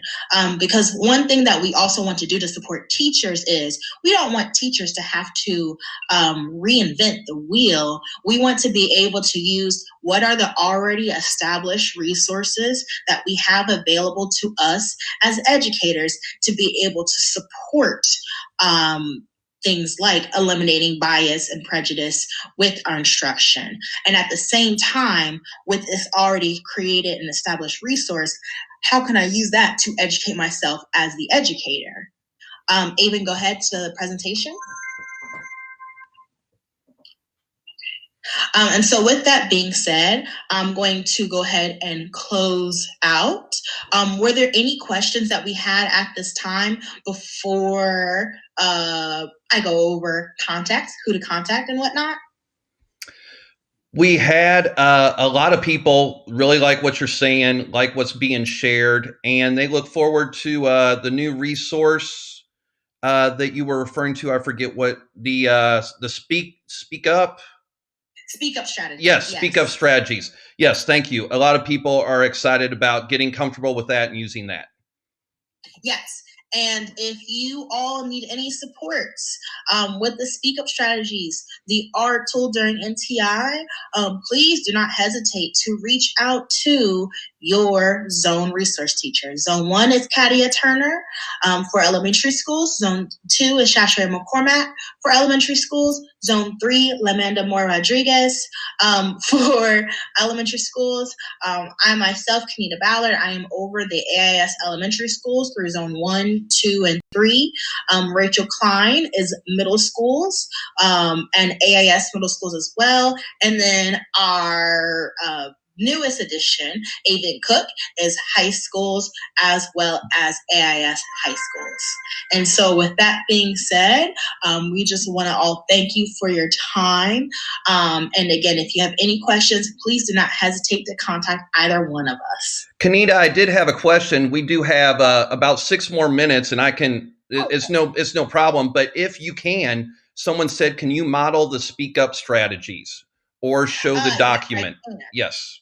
Yes, I can. Thank you. Let's see. Avon, will you click back to the slide or will you click over to the link of speak up? Yes, the serving as a model. Great, thank you. Okay. So with that being said, and scroll down, Avon. With that being said, teaching tolerance is just well structured overall. And oftentimes they have not only examples of some commentary that you will hear, but how to respond to it. And so some of just the way that we support our students with accountable talk and sentence starters, that is how the speak up strategies function. So oftentimes, if we hear something that's disparaging, we can say something like, before we talk about that, I want to talk about the language you use. So an interrupt strategy that is a speak up strategy, it doesn't make the student feel like they're being targeted for saying something that might have been biased or prejudiced. And it doesn't make it about a punitive reaction. It's a platform that you're creating to discuss, where did you hear that language from? Why are you using that language? Again, it's about getting at the humanity of all of this. And the same thing for Avon, scroll down. Aiden, scroll down. Thank you. Stop right there for the questions. And similarly for questions, this is again not about targeting the individuals, because we might also hear our fellow teachers use language like this. This is about really breaking down prejudice and bias by doing something like questioning it. Like, why do you think that? Where did you get that information from? Because again, it's not about attacking the individual. It's about, though, eliminating concepts and ideas that feed into that pyramid of hate. And by this way of questioning it, you're really able to, again, enrich the dialogue. Because again, we are very much in the business of working with people. So we don't want to attack our peers. We don't want to attack our learners. We want to, just like in the classroom, be able to identify a misconception and manage the misconception. But here, we know that the stakes are all too high for, if we don't manage the misconception or the misinformation, that there are real life stakes where our people are being harmed and oppressed through biased statements being rampant. So I don't want to open a can of worms here, but I guess because you're a pro and I do want to pick your brain about this. So what if someone has bias or prejudice and they are using religion or political affiliation to defend what they're saying? Like, how do you approach that? Well, if it's a religious defense, well, that's questionable in itself, because do we not have separation of church and state? I agree. I'm with you, but yes. You can very much acknowledge that, well, I understand that that's your personal view. However, we're not just working with people that share the same religion as you. We're not just in a community with people that share the same religion as you. Okay. You have leaders that are sharing the same religion as you. We have to keep on going back to the fact that we live in an increasing diverse society, an increasing brown society, and we want to be able to function in that society. So again, it's not about having a different religion. It's not about having a view that, because of something that of our own personal attitude, where we might disagree with this. It's about how are we supporting our learners. And if we have a personal attitude that's getting in the way of us supporting our learners, then again, we really have to question how effective we are as educators. Because again, it's not about us as teachers. It's about our learners. It's about our community. And eventually, our learners are going to become adults, and they're going to be the ones to take care of us. We don't want our soon-to-be adult learners to be in a position where they weren't as prepared as much they could in life because of our own personal biases and stereotypes and prejudices that got in the way of us supporting our students as wholly as we could.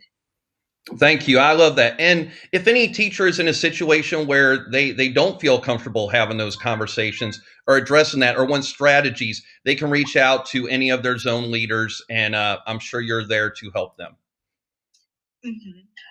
And then I believe in the chat, our resource teachers will be dropping off a reflection just so that we can follow up additionally on what all supports that we can support our district teachers in. Thank you very much. I appreciate everything. And like I said, for those of you that would like to see that information, go to the jcps.me NTI site, and you can scroll down, and everybody's presentation is shared under their name. And so we have, that was, am I on Wednesday? Yes, so that is NTI ARE tool, prejudice elimination, and right there's the resources for that. Next up, we have HPE during NTI without ESPN. A lot of abbreviations there. I'm sure they'll tell us what all that is about. So let me get them ready to go. Hey, Mimi, how are you? Hi, Robin. Hi. It is 2:31, so we are all ready for you all to go. You can introduce yourselves and let us know what we're going to be learning about today. Mimi, you're on the mute. Hey, way to start out on the wrong foot. I am Mimi Ratliff. I am the Health and Physical Education Instructional Lead, and I have with me two of my rock star teachers, Robin Richardson from Westport Middle and Rebecca Reynolds from Klondike Lane Elementary, and we're going to be talking to you about digital choice boards. I came up with the name because HPE during NTI sounded like everybody else's, so I put in without ESPN since I have gone into withdrawal symptoms without having ESPN. So that was the gist of it. But I have two rock stars with me, and I'm going to let them do most of the talking. I'm going to sit back till the very end. So which rock star is going to talk? Rebecca or Robin? I think Rebecca is going to go first and then Robin. All right, Rebecca, you are up. Rebecca Reynolds, Zone 3 Digital Innovation Leader from Klondike Elementary. And Rebecca's gone. She'll be back. So that's unfortunate. Yes, she will be here. I'm sure she's lost her hangout. Yes, and she'll be jumping right back. So, Mimi, how have you been dealing with, I know you lost your sports, and it was, for me, it was fascinating that professional sports was one of the first big organizations to really take this seriously and do something about it. It blows my mind that they were willing to walk away from all that money for the safety of the players and fans. And I think history is going to show that they'll talk about the time that sports really stepped up and did a big part to take care of things. I think so. Robin, what do you think? Well, I think we always have to think about putting safety first. And I think it was a great example for us. I think a lot of times we as a community, can't imagine life without our sports. And the fact that they were willing to do that, I think speaks volumes. And it was a good example for us to know that we have to put things in perspective and know that what's important in our health is most important above all. Yes, and I think a lot of us, it was varying levels of taking this serious, but when March Madness was canceled, people knew, hey, something is up. So, Rebecca, you ready? Yeah, I'm so sorry. I had to restart. That's okay. You are up.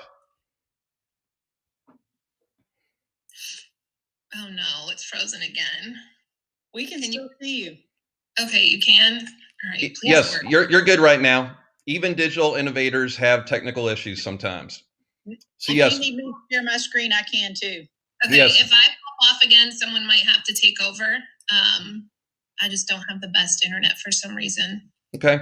If you don't mind going to present mode, hide that little box down at the bottom, and then turn on your closed captioning. It's right there, and yeah. All right. Awesome. Glad to have you all here. Take it away, Rebecca. All right, guys. So I added this today, actually, after kind of sharing that I was going to participate in the Open Phys Ed National Field Day, which is a totally free thing. And I think if a lot of JCPS, PE, and health teachers join in, it would be really great for that sense of community. I included the website on there, and it gives a ton of task cards for different activities that students can do at home. They're all really great equity-based. They're using laundry baskets, they're using sock balls, towels, things just around the house. So anybody can participate, no matter what equipment you have at your house. And then I'm going to create a Google form for them to be able to submit whatever they do on that day, just to make it a little bit easier on the teachers. So I'll share that eventually on Twitter, but I just wanted to get this resource out for teachers to sign up, follow them on Twitter, and kind of join in on May 8th and just plan for that in the future. And then I just wanted to share what I'm doing with Special Area. Special Area is its own special island. So within PE, I also do tech. So on Mondays, I go live and we all use the same Google Meet code to make it really easy for our students. And we all do the same time to make it easy. And then at this link, once students click on that, it'll bring them to my live session page. And right now, those all were some tentative dates, but I'm working on planning some different things now that we're going to be in school a little longer. On April 27th, I'm going to be doing some live yoga with somebody that's coming in, and I've gotten some really great ideas on how to stream that live, and just a way for you to check in with your students, see if they need help, if you're doing choice boards, if you're going to do them after you watch the info with us today. So that'll be really great for them to be able to see you and just get feedback live. So in comes kind of the choice board and what I'm kind of doing with my K-5 students. I kind of broke it apart into healthy bodies and then healthy minds, and then put different tasks on each side depending on like the grade level. I included K1, 2, 3, and 4, 5 in this slide deck. You guys are welcome to steal whatever you need. And then embedded videos. I made sure that I watched all these videos and they didn't have anything inappropriate. Or Thank you, Rebecca. We appreciate that. Yeah, that's super important to me. And I made sure that whatever they're doing, it's stuff that they can do at home. Like this guy down here, he loves using balled up socks as balls instead, so that it's like easier for kids to get a hold of. Because I honestly don't even have any like equipment at my house, and I'm a PE teacher, which is sad. Sorry, Mimi. I thought it was really important too to have over here like nutrition for our younger kids and things that I was hoping to get to this year, but I'm not going to be able to, and not worry so much about all the fitness and do a little bit more in there. And I know Robin got to do that on her choice board. Just so it's not too much clicking. I know with our K students, if it's too many clicks, it's going to be really difficult for them to really focus in. So being able to click that video right away. So there's K1. And then after they complete 1 a week, they're going to go to an exit slip. And I'm going to click on it just so you guys can see it. It's going to be a little small for you guys. They'll pop in the date. That way I have it organized by when they did it. And this is really great for taking attendance. And then their teacher, and just being able to see what task they did. And then down here is kind of their skill set. And I had them talk about how did it relate to the backpack skills and things like that. I've gotten some really great responses that I'm going to bring to PLC next week, or Friday, sorry, on Friday for PE with Mimi. And then they just submit that. So that's really easy. Just one thing that you have to create, and you guys are welcome to make a copy of that as well. And then Rebecca, I love that you are so willing to share the things you create. I know as a technology instructor as well, you're sharing your technology plans with all the technology instructors in our zone, and now you're sharing your PE plans. And that's great leadership. And you create awesome things, but then you're willing to share them with others. Thank you. Sharing is caring, guys. I definitely have stolen things from people, and people are welcome to steal from me. I love it. This is just a repeat of 2 through 3, just some different things. And then 4, 5, and just increasing to some teen yoga and different things to kind of help them combat their wiggly bodies. So I have a blank one in here right now, and I'm actually going to stop presenting so that I can show teachers how to embed that video. I know Mimi said that was something that she gets a lot of questions about, and I know how it feels to get a lot of questions. I'm sure you do too, Steve, especially from me. So, sometimes, yes. I have a video link down here at the bottom. Can you guys see that? Yes. Okay, so I already have watched that video. It's from Coach Wood's PE. I love his stuff. And I'm going to go to, insert, and then and I'm going to go to video, and I already have that URL copied. You can also search here, but it's a little easier to pre-watch the video and have that URL. Agreed. And then I'm going to paste it in there, and it's going to be that video right there, and then I'll just press select, and then all your video is going to be embedded in there.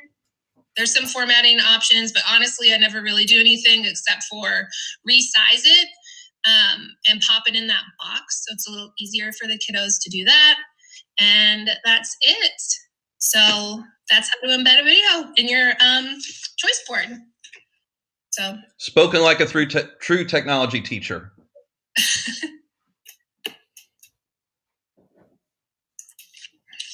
Okay, so with my choice board, I was trying to create a digital choice board for NTI that was truly digital. I didn't want students to have to navigate out of it and back in and back out of it. So I wanted everything to be kept inside of this digital choice board. So the first thing I wanted to consider when creating one was to make it truly digital. And then the other thing I wanted to consider was some NTI challenges. So what about kids who for only children? You don't have anybody else that can do an activity or a game with you, right? Or what if you only have limited devices and multiple kids in the household? And so I wanted to consider that. So I wanted to make it so that there were access issues as well. And then I didn't want it all to be fitness. It seems like for us all health and PE people that a lot of the things that you find on Twitter and Facebook, they're great, but a lot of them are fitness-based because they're easier to do, because a lot of the fitness activities that you can do, you don't have to have equipment to do, which is good. But sometimes, at this age, kids want to have fun. And so we want to make sure that we're giving a variety of activities. And then the third thing I want to consider, could I use this again when I'm teaching face-to-face? So that not to reinvent the wheel. So originally, I even came up with the idea of doing this digital choice board because when I submitted some things for Mimi to give to the district to use before we started NTI, and I submitted a calendar for her to share out with everybody, and she called it a digital choice board, but I didn't consider it a digital choice board. But then I thought, I'm going to create one so that we can actually label it that and we feel comfortable with it. And so what I did was search YouTube, it's our best friend, and search digital choice boards and came up with a format. And so you'll see at the bottom of this slide, there is a link to this format that I'm about to share with you. I did not create it. I just used her step-by-step instructions and then made it work for me and changed colors. So this is what it ends up look like at the end.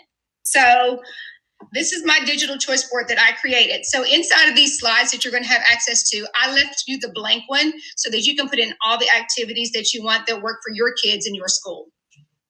If you go to the next slide, Rebecca. Mm-hmm. So what you want to do when you're trying to create this digital choice board or put activities inside the template that I'm going to provide for you is you're going to want to try to decide what you want to offer. And in my case, I wanted a variety. So my starting task on this is going to be that my kids are going to have 2 fitness activities, 2 mindful activities to pick from, 2 games, and 2 dances they can pick from. So I wanted to give them a variety of choices. And so when they do this, they're going to have 4 activities to complete. And then once they complete them, they're just going to go on a Google form and just tell me about them and just kind of reflect about why they chose them and that. So everything in this digital choice board is linked. So go ahead and go to the next slide. I think it'll show you. So this is an example of what one of the choices look like inside of mine. So in choice 2, it's a mindfulness activity. So I explain to them what mindfulness is. And then I give instructions for them to find a quiet place, for to sit or lay down. And then they can hit play in the video and it keeps them right inside that digital board. So then they don't have to go outside of the digital choice board, to another site to play the video. So they'll play it. And then when they're done, they hit the back arrow. And then it comes back to the start. So if they were in present mode, I don't know if, Rebecca, if you can do that or it'll make the screen too big. But when they're in present mode, that back arrow always takes them back to that start. So if you go to the next, right there, if you can present from there.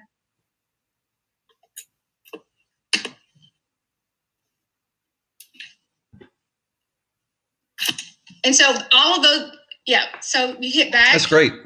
It goes back. So all of your words, choice 1, choice 2, choice 3, they're all linked. And so every time you go back, it takes you back to there so you can pick a new choice. So all you guys will have to do is put in your directions. You could put in your learning targets too, like click on choice 6, I think it is, Rebecca, that I put an example where you could do that, maybe not. And one of those, I put a little text box where you could put in there it is, your number 1. Go back to number 1 for me, please. I'm sorry. Your learning target, where you could add your learning target down there if you wanted to. For that, a description of it, it could just be the name. If you didn't want to give a long description of it, it could be lots of different things. And so I just went through and created that, and you can change the colors, you can change the size of the boxes, you can make it your own. And then if you go ahead and click to the next, keep going. Yep. So this is what my finished product looked like. So I had the 2 games, the 2 fitness activities, the 2 mindfulness, and 2 dances. And so what I did was just kind of put those activities in there and then let them pick. And then I will later connect like a Google form to it, which could also be put in like the description at the bottom. You can do this any way you want to. I wanted to make sure that you guys have the opportunity where you didn't have to go back and link and stuff. So when you go and use this particular template, all you have to do is put in whatever activities you want to. So like my choice 1, where you see the dice, it's just a dice fitness activity. Choice 2 is a mindfulness one where they're watching a calm video. Choice 3, I believe it's a game. Oh yes, it's a game where they can play with any ball, and they can play it by themselves. It's called 7 Up. It's one I picked. So, and it has a video of someone from YouTube who had already done it. So I didn't have to recreate the video. But like in choice 7, I believe it is, the other game, I did create my own video doing that activity. So I videotape myself doing the activity, and then I insert that video in there and then have them, it's a challenge. It's like a minute challenge because those are real popular right now. And so they're doing that. So when I created it, I also wanted to make sure, like I said earlier, that I could do it when I got back to the building. And so I love that you said that you're just not trying to create something that's going to get you through the next couple of weeks, that you're learning a skill and creating something that you're going to use for, as you continue to teach. And that's what we're hoping with all this. It's like, it's given teachers a time. Yeah, it's been a setback, but hey, maybe I can get good at Google Classroom now, or all these teachers are going to be good at using Meet, or, assigning students ebooks. So I hope that a lot of people take these digital tools and continue with it. I think it's great. Yeah, absolutely. So one of the things I added, if you want to go ahead and go to the next slide, Rebecca. So how can I use this digital choice board when I get back to the building? So I didn't want to just create this because it was a lot of work to do and then not use it again. So I thought about how to use it to differentiate instruction when I get back to the building. So the example that I gave Mimi and Rebecca today when we were kind of talking through it, it's like, I thought if I created this, one of the things that usually happens when you have, especially in a bigger school, you have kids who have a variety of skill levels, like from 1 to 12. So why couldn't I use this digital choice board for them to work on their own skill levels? So for example, let's say we were doing a basketball unit, and you got some kids who can't dribble at all because they don't play basketball, but you got kids who can go behind their back and between their legs. So why not give them this digital choice board, fill it with different basketball activities, and let them work on their own level and to improve their skills? So you could give them the iPad, have them pick and go work on it, and then you don't have to worry about them being bored on that end and causing behavior problems. But then you could also give some one-on-one help to the other kids who need the help and the assistance, and where everybody's still engaged and still learning and still working on their own level. So I thought about that as far as the digital choice board is a good way to be able to inform instruction even after NTI. That is a great example of differentiated learning. And yes, I could totally see that working. And then this is another way I use some of this digital learning when I am teaching in the building. So I use a digital, I call it a digital whiteboard. Kevin Tiller, who's really big in the PE community, did this. And then LaDonda Porter, who teaches in Fayette County Public Schools, she's our Southern District Middle School PE Teacher of the Year. and our Kentucky PE Teacher of the Year, kind of adapted this, and she always shares with me, shout out to LaDonda, about how to use this. And so I use Plagnets in my classroom. And so I use this because I can't stand for kids to always ask me, what are we doing today? What are we doing today? It drives me crazy. And so I use this digital whiteboard so they'll know exactly what they're going to do when they come in. So this is just a screenshot of me, how I have my daily plan up there. They know what they're going to do. They answer their question for the day, and then they know exactly what's on the menu. And it sometimes makes them less anxious, and also helps with procedures and processes, and kind of makes the class go a little smoother, because then they don't ever have to worry about what are we doing next, because it's up there. And then the other way we can use some of this digital technology that we're learning and having time to work on a little bit during NTI is, Rebecca, you want to go to the next slide? Is that I use this when we're in the building, for our student learning targets, I use this digital things, and I add my Bitmojis, and people were asking about that to Mimi, and I told her I would talk about it a little bit. So with the Bitmojis, it really is just an extension on your Chrome, or like I used to have them on my phone. And I didn't know how LaDonda was putting all these Bitmojis and all these things. Like, how are you putting the Bitmojis? She's like, just slide them in. So there is a Chrome extension. So if you're using a Chromebook, which most of us are, you just add the Bitmoji and then you just slide it in. So if you already have a Bitmoji account on your phone, which a lot of people do, you just sign in with the same account and you slide the Bitmoji in. And this for me was just fun, and to the kids, it gives some emphasis for the kids, and they pay a little more attention to it. Like, so for me with the student learning targets, I always want to tell them what they're going to learn, why they're learning it, and then how they know when they got it. So I use this format so that kids know. And this is just one example when we were doing an activity called Paddles Down with my kids, and so they would know how they got it. So a lot of the digital things that we are creating and doing, I don't want to just create it and then never touch it again. I want to be able to use it when we go back, just because it seems like it would be wasteful to do so. And also, you never know if there's a surge again and we have to go back to doing this practice again. You have these tools ready to go to be able to use again. And I'm always thinking, like, this might be a game changer for snow days, things like that. Like, Yeah. we're building something that we can connect with students. And I know one of the roadblocks a lot of teachers hit, we know teachers have great ideas for how to teach, but a lot of them didn't know how to present that through technology. And to have people like you and Rebecca say, okay, you don't have to build it. Here's a template. Put your good ideas in this template. It's so appreciated. Thank you. No problem. I think this is you, Mimi. Is it my turn? Oh, look, the voiceover puts my name as MI. Hello, everyone. First of all, I want to thank everybody that's joining us. I see a lot of familiar names in the chat box. So shout out to all of you.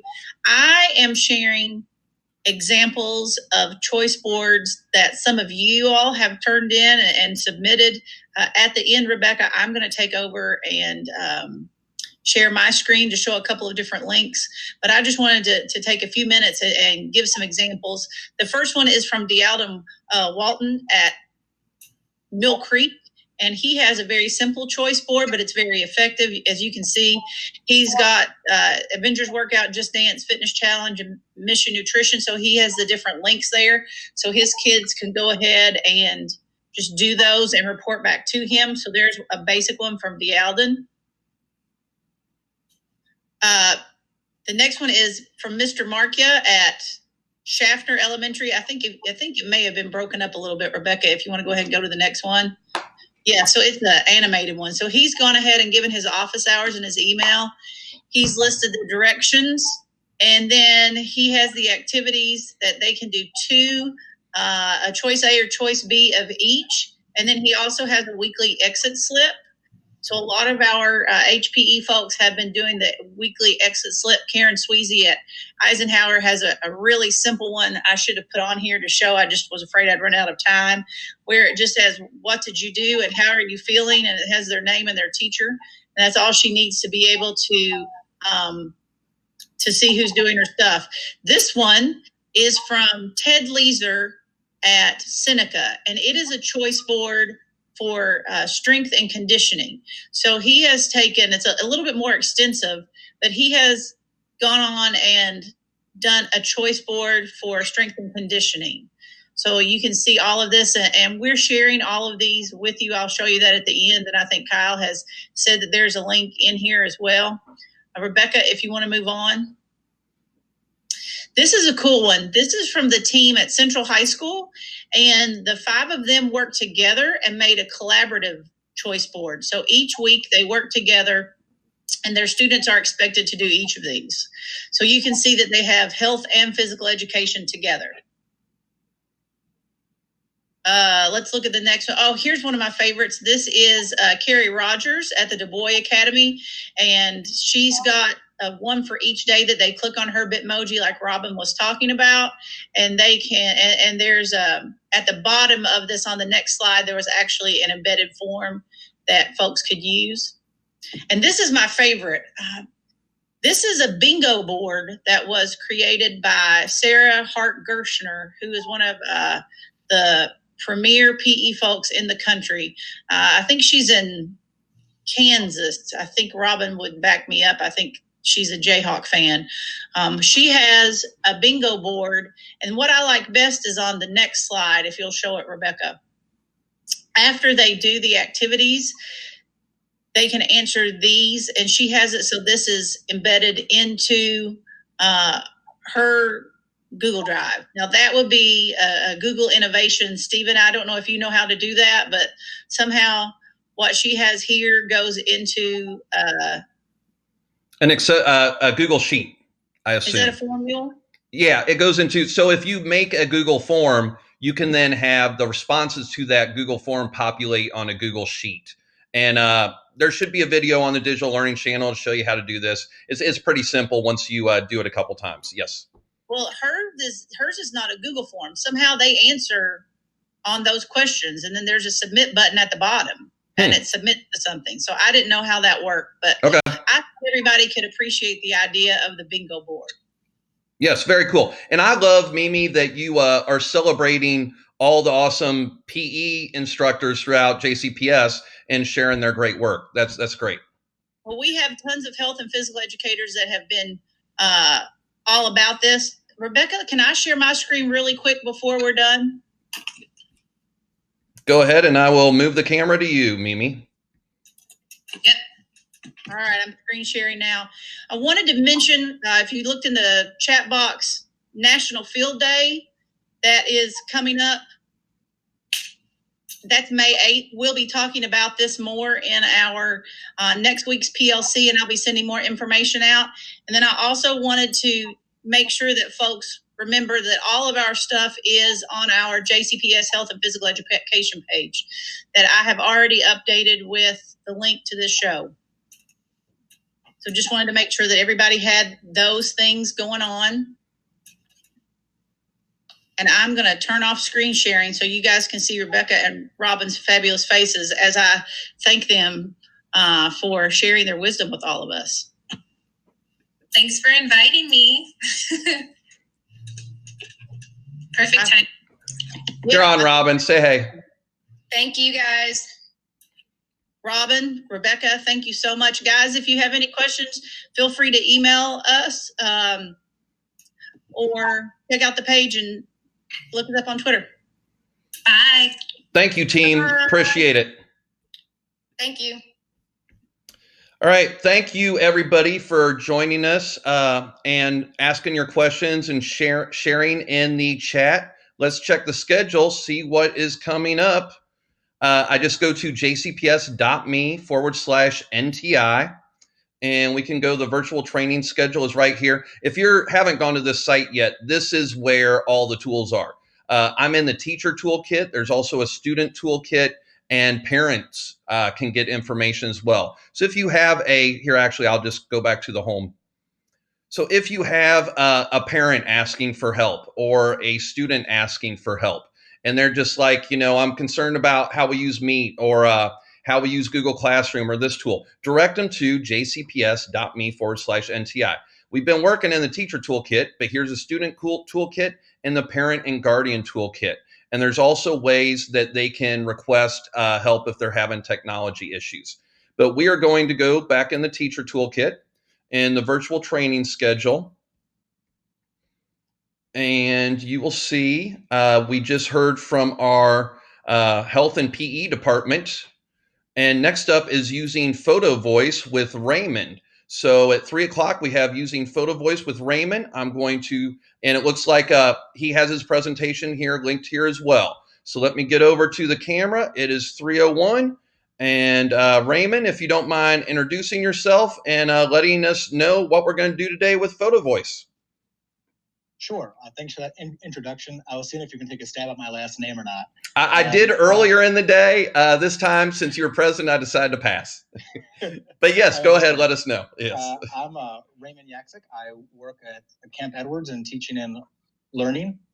What I wanted to talk about today was Photovoice. I think it's a really important topic. I think it's something that has a lot of applications for what we're going through right now. So if you don't mind, know that a lot of times, I'm going to share my screen. There we go. A lot of times this is used for research, but a lot of the applications I'm talking about are more for right now with what we're currently going through. And if you don't mind, if you can, Raymond, if you can hide that box and then go back and hover over and turn on closed captions down there on the bottom bar, the CC. Thank you. And then allow. Very good. Are that better? Yes, perfect. Perfect. All right, so I'll kind of breeze through the norms since this is day 795 of quarantine. Basically, just, use the chat comments. If you have questions, I did build in time at the end. I do believe I'm the last presentation, so I'll go a little brisk. And then all materials, as they were talking about, can be found on the JCPS digital learning schedule. At the very end of this presentation, know that if you have any questions, concerns, or want more materials that I didn't provide, I can give you as much as you want. So feel free to send me an email. Before I do get started, I do want to give a special shout out and thanks to Miss Tiffany Beaumont and Brittany Starks. These two ladies worked alongside of me a couple years ago when I started Photovoice. We were working together for a graduate research project. I was at the time recently married and not very excited to do graduate work. And these ladies really helped me. When I started my Photovoice journey, they were the ones that were kind of helping steer the ship a little bit. And I was very hesitant. So I wanted to make sure that I gave them a lot of props. They're not here today presenting with me, but I wanted to make sure that should they see this, and I know they're big fans of the digital learning platform, that they see that I am giving them props. And thank you, ladies, for helping me along this journey, because it has been something that has really changed my perspective as an educator. So this presentation is called My Story, using Photovoice to promote change. Our agenda, it seems a bit much, but as I said, I'm going to go through this briskly, but not too briskly. As I said on my first presentation of this, we are sleep training. I have a 5-month-old, so if I can stretch it out past his nap, that would be ideal. So welcome. Hope everyone is healthy at home. I'm going to talk about what is Photovoice, how to use it. I'm going to briefly show some examples, benefits, what research says, and then what I think some NTI applications could be. Obviously, not all the applications, but knowing that it might be a really good tool to utilize right now. So Photovoice is a type of research where participants use photographs to express their thoughts, feelings about their environment, and life experiences. The 3 goals are traditionally to create a change in society or a policy, to develop an understanding and build empathy, and to give a voice to the voiceless. Now, those last 2 are really important to me because that's kind of how I started my journey.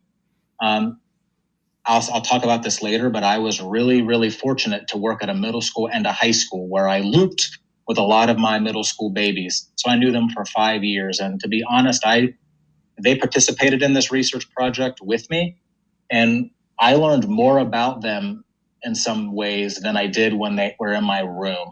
And I had kind of a buyer's remorse that I didn't use this sooner. So know that these goals, they're ambiguous, they're ambitious. but there's something that can really be utilized right now. And know that Photovoice can be used for like dissertations. It can be used for data collection in a very formal setting.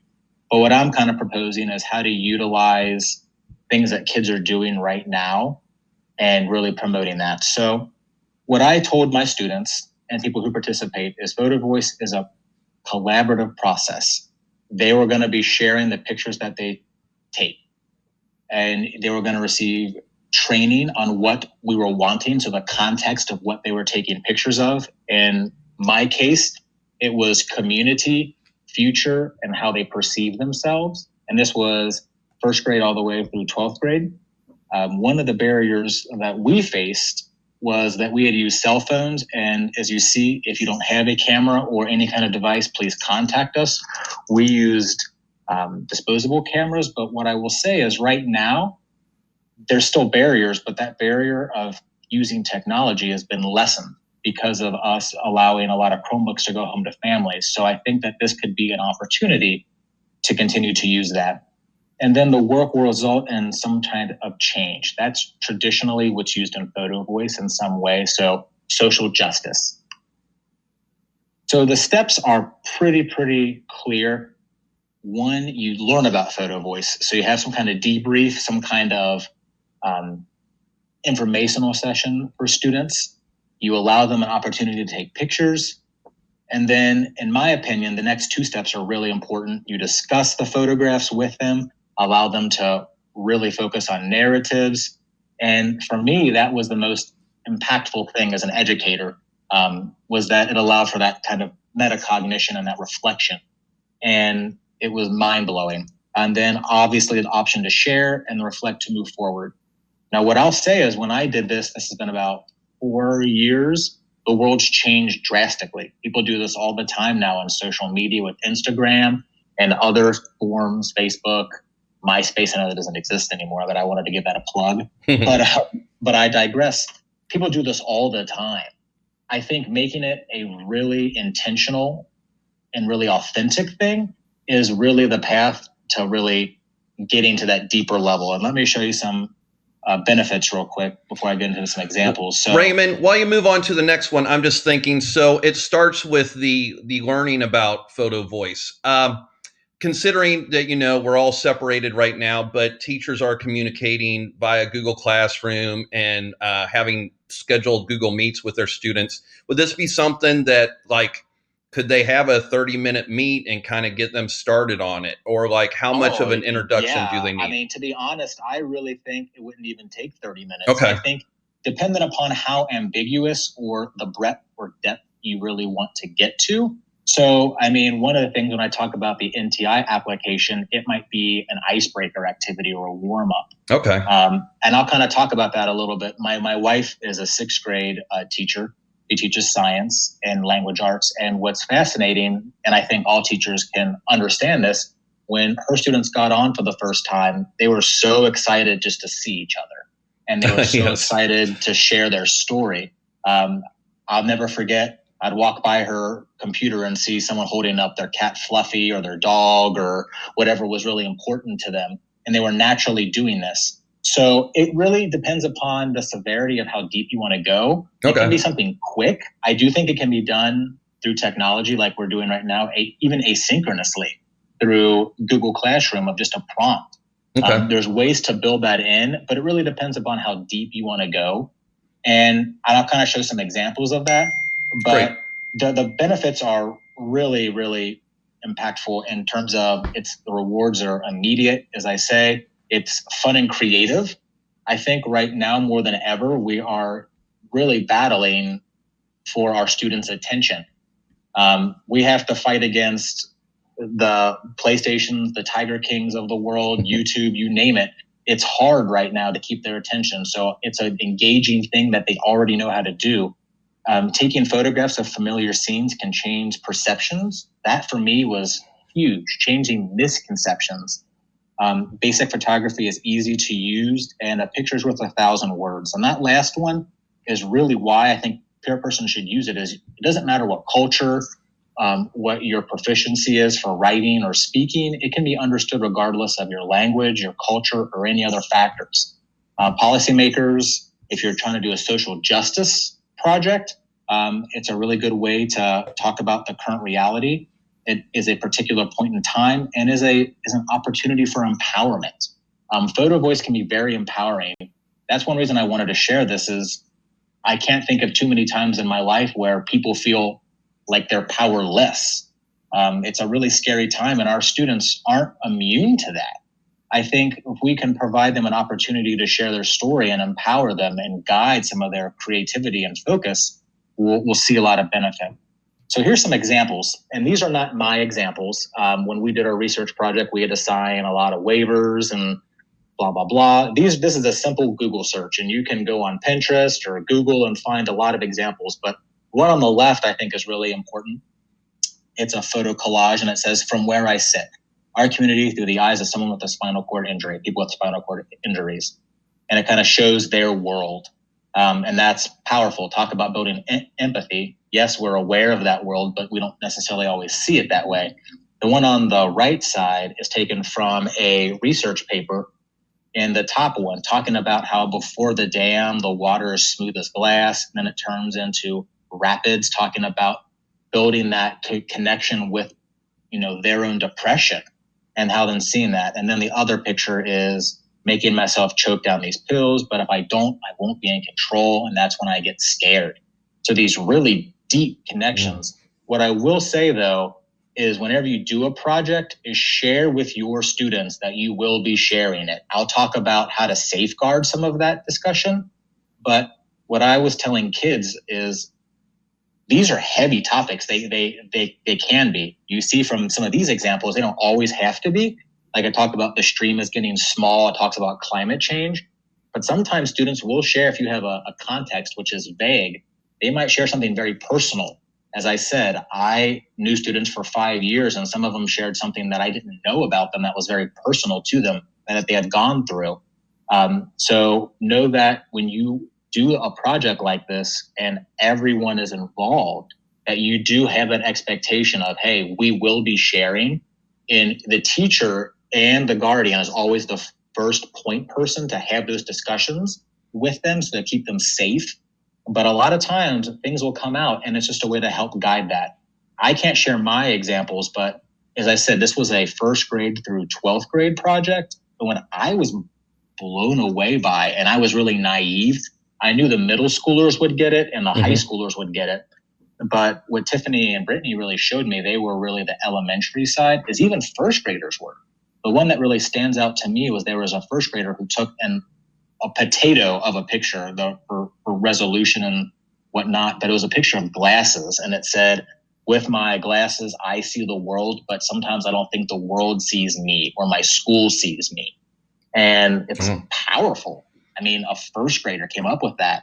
And I really underestimated how even our young ones, I mean, I think my 5-month-old is even proficient using a picture like a camera right now. Like, they're ingrained with this. What better way to allow them an avenue of giving them power, exploring, telling their story right now, and even promoting a change should they feel like it, or you want to say, go that way. Now, there is research that I really found that, as I said, I was highly skeptical when I started.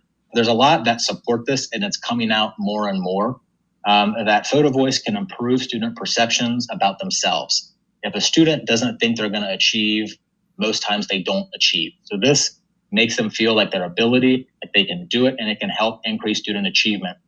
It can support multicultural development and provides avenues to reflect critically. And it can improve relationships and negative perceptions between teachers and students. As I said, we all try to build relationships with kids, and right now it's harder than ever. Right now we're seeing them through a screen and not building that, one-on-one time. If you hear my 5-month-old laughing, I apologize. He is very happy right now. That's a good thing. Yes. It can change any moment. But I think Photovoice is an opportunity for teachers to really connect with kids right now. And as I said, they're doing it already. And it can really be an opportunity for authentic social justice and reform. I was just thinking, I was a technology instructor, and always one of my biggest concerns was having kids be safe on social media and when they use technology. And I'm just thinking, we give kids an iPhone or a device they can photograph with. And then when they turn 13, they just start putting these photos out on social media and the internet, but we never there's never really any sort of situation where they learn how to do that responsibly. And so I think this is a great example. Implications could be. Yes. And I think having an opportunity to really work with someone is young. I mean, we're not going to stop it. So is it more important to teach responsibility or obedience? And I always say, let's teach them to use this technology responsibly and to use it for an advantageous thing. So there's obviously more research here. A lot of these are behind paywalls. And if you want them, please let me know. But here's some of the NTI applications I really wanted to talk about. As I said, this was K through 12. It can be used in every content, every grade level. It doesn't even have to be like a major project. For example, I was an ELA teacher. If I was reading a book, like Lord of the Flies, for example, we're not doing that right now, but like what character, what character traits can you find in your home that might represent a certain character? Find examples of obtuse angles, chemical change, whatever it may be, or just give, like that third one says, an avenue for discussing current events. Like, as I said, my wife is a teacher. Kids want to share what's going on right now and they feel powerless. So what I was telling her is, hey, like, why don't you like kind of make this more formalized, allow them, to have an avenue whenever you meet with them with your purple group by chance, and they can share their Photovoice project. And it can provide a safe opportunity to work on presentation skills, and it can be used in conjunction with another lesson. It doesn't have to be some major thing that you're doing. It can be just an addition. Hey guys, like when you're at home, try to find 5 examples of X, Y, or Z, or, like tell me what you're going, like find one object right now that really personifies what you're going through this week. And then they can just share it. And I guarantee the depth that they can go will surprise you. What I wanted to share was I was concerned, kind of like you talking about technology, is how do you do this safely? When I did this project, when I did it years ago, I was concerned about what I was going to get, kind of thing, like what are students going to send me? And there's nothing that I can say that's going to alleviate that fear, but there are built-in things to kind of build in safeguards. Like, for example, like don't allow students to reply to each other. I kind of show these directions here so that you're the teacher and the guardian are the first level of defense, so that if a student shares something about very personal about them, that you can have that conversation about, hey, how, do you really want to do this? Are you okay with it? Why do you want to share it? And kind of get, kind of like you're talking about, teach them how to have that metacognition with themselves in that reflection period about, hey, what am I going to post? So you're working on presentation skills. You're working on being, self-reliant online, and you're really just allowing them an avenue to really have an authentic, empowering moment right now, which I think is really, really important. And as I said, like the world's changed. They're doing this daily.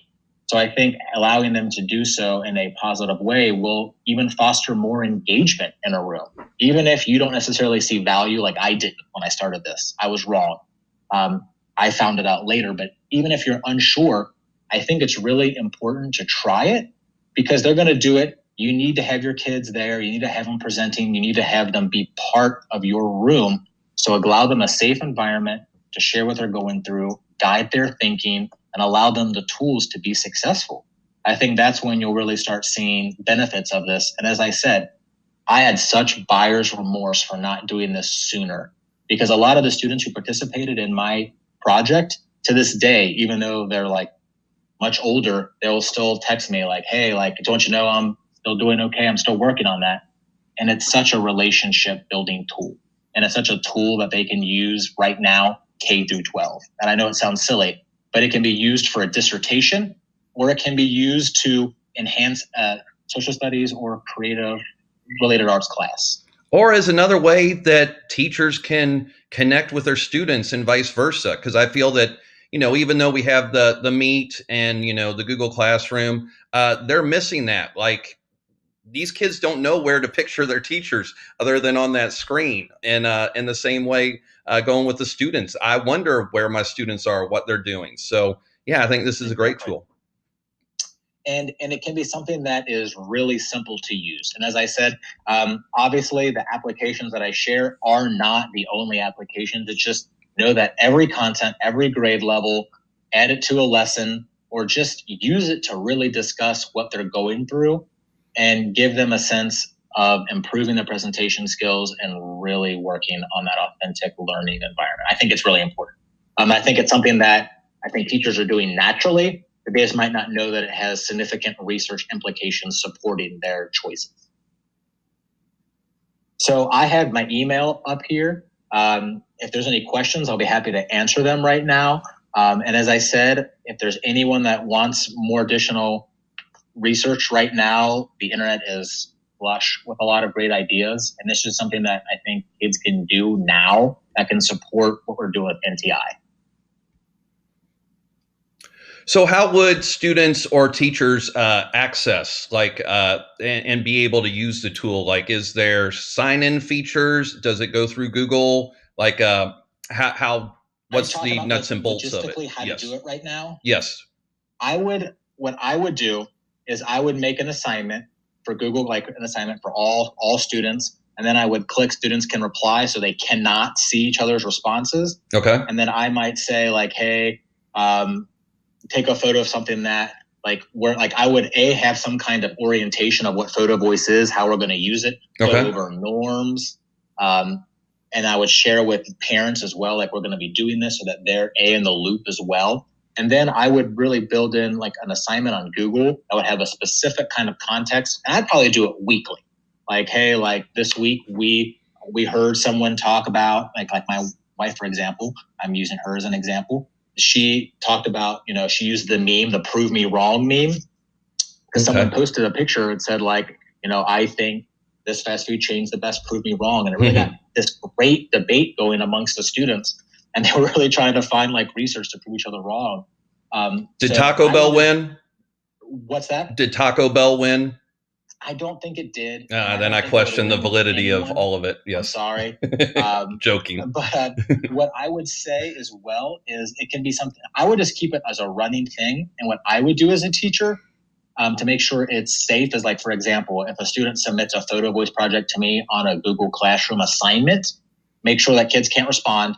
And also like you talk with them individually beforehand, like, hey, Paige, I noticed that you submitted let's talk about your picture you submitted. So tell me about this a little bit, walk them through their thinking. And then as you provide that opportunity for them to share it, the teacher shares the screen. So like, even though it's their picture, I, as the teacher, would maintain that screen share so that A, they know it's coming, and B, like you can still build that safeguard in and things like that. Is there a place or and sorry, I don't mean to interrupt. I don't have the answer for that all the way. Okay. That's just what I might consider doing. No, that's great. That's exactly what I was looking for. I'm just trying to think in the teacher's mindset. They might like to have has somebody already compiled some prompts or ideas that would help them get started? Pinterest has. I am not on Pinterest. Okay. But when I perused my wife's, they had a lot of already good to go Photovoice projects. But what I would even say is don't necessarily get bogged down with the yes, the logistical steps are very important for making sure that you're doing this safely, but just know that like you can start small. Like as I said, like if you're a math teacher talking about angles, find 6 examples of angles and post them, something like that. So you can keep it simple, or you can keep it complex, but there are built-in ones. As I said, a simple Google search or on Pinterest. I'm sure Teachers Pay Teachers has stuff. I don't know that for a fact, but I do know that since I've done my research paper, there's been Googles and a lot of information and research has come out. What I will say though, that normally is that what I've seen, and I could be wrong, I have my context, and there's other things beyond that. A lot of times it's made for social justice. And while I think there's significant meaning to that, I think also if you're building empathy and giving a voice to the voiceless, there's also a lot of things to be said. So just know that if you look for a lot of different instructional materials, that a lot of times it might be a social justice theme, like to change, to take action, to do some kind of collage. And there might be themes behind that. And by all means, use it, but just know that you don't have to necessarily do that. My whole spiel was kids are taking photos, they're narrating. Make sure you're doing it in a safe way and empower them to use that kind of reflection piece and to do it in an authentic way. And Raymond, I was just thinking while you were talking about this, since one of my things is to support teachers in their use of technology, I had a little, if you don't mind me taking over for a minute or two, Take over. I had a little tip for how to have the students take their photos that'll go straight to their drive. So, awesome. Yes. So sorry, I'm going to show you on my phone here, but basically you just need the, you'll see I have the Google Drive and Google Classroom app. And if you click on the Google Drive, and you click on plus, because normally, let me turn down my screen brightness. I thought I had it low. Okay, if you click on plus, that's where we click to add or create things in Google. And you will see that we have, one of the options is use camera. And so I can click use camera, and then I can take a photo.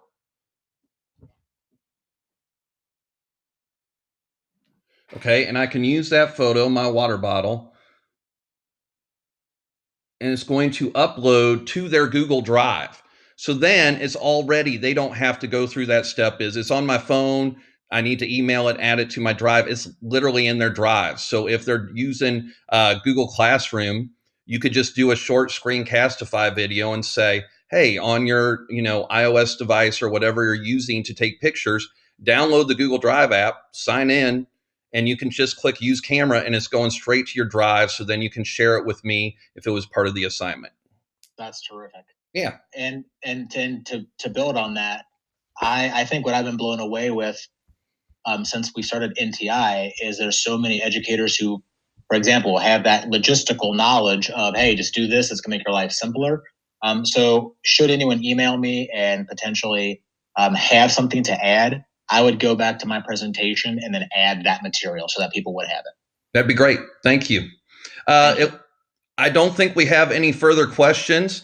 I think people are just interested in having the new idea to add to their choice boards and add to their lessons. And in another way, they can get feedback and work from students. Perfect. All right. Well, thank you guys. You guys have a good day. Thank you, Raymond. Appreciate it. Thanks. Bye-bye. And I was just thinking, we have students that they communicate best through writing. They communicate best through music or art. It's like, where do we don't really celebrate or give those kids an opportunity to communicate through images. So I think that's great. So next up, if you look on the virtual training schedule, that was our last live session of the day, but I'm going to stay on here till 3:30. We're going down to the wire. Next, if you want to learn how to use Google Hangouts phone feature, that is available on demand. You can just click here. If you want to go back and access Raymond's presentation, it is right there. Everything we shared today is right here. Let's talk about what's coming up tomorrow. Oh, also when I was, I didn't get a chance, we went right to Raymond, but Mimi and Rebecca, and I don't follow Robin yet on Twitter, but I hope to soon. Hopefully she's active on Twitter. It sounds like she's into sharing what she does. But Mimi and Rebecca are great follows on Twitter. They share tons of great ideas, and I enjoy seeing them on Twitter.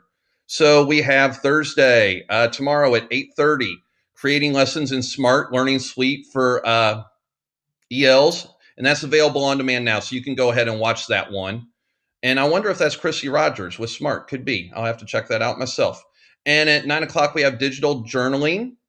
And then we will have the ebook lesson again that we had today with Charlotte Ivy, using HyperDocs to support student learning, teaching guided reading remotely. It was so great. There were so many elementary schools I know that were doing Jan Richardson guided reading.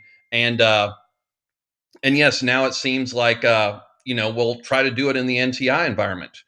and then using compelling and supporting questions to frame and focus learning. But we have a lot of great things coming tomorrow. We hope to see you back here. Thank you very much, everybody.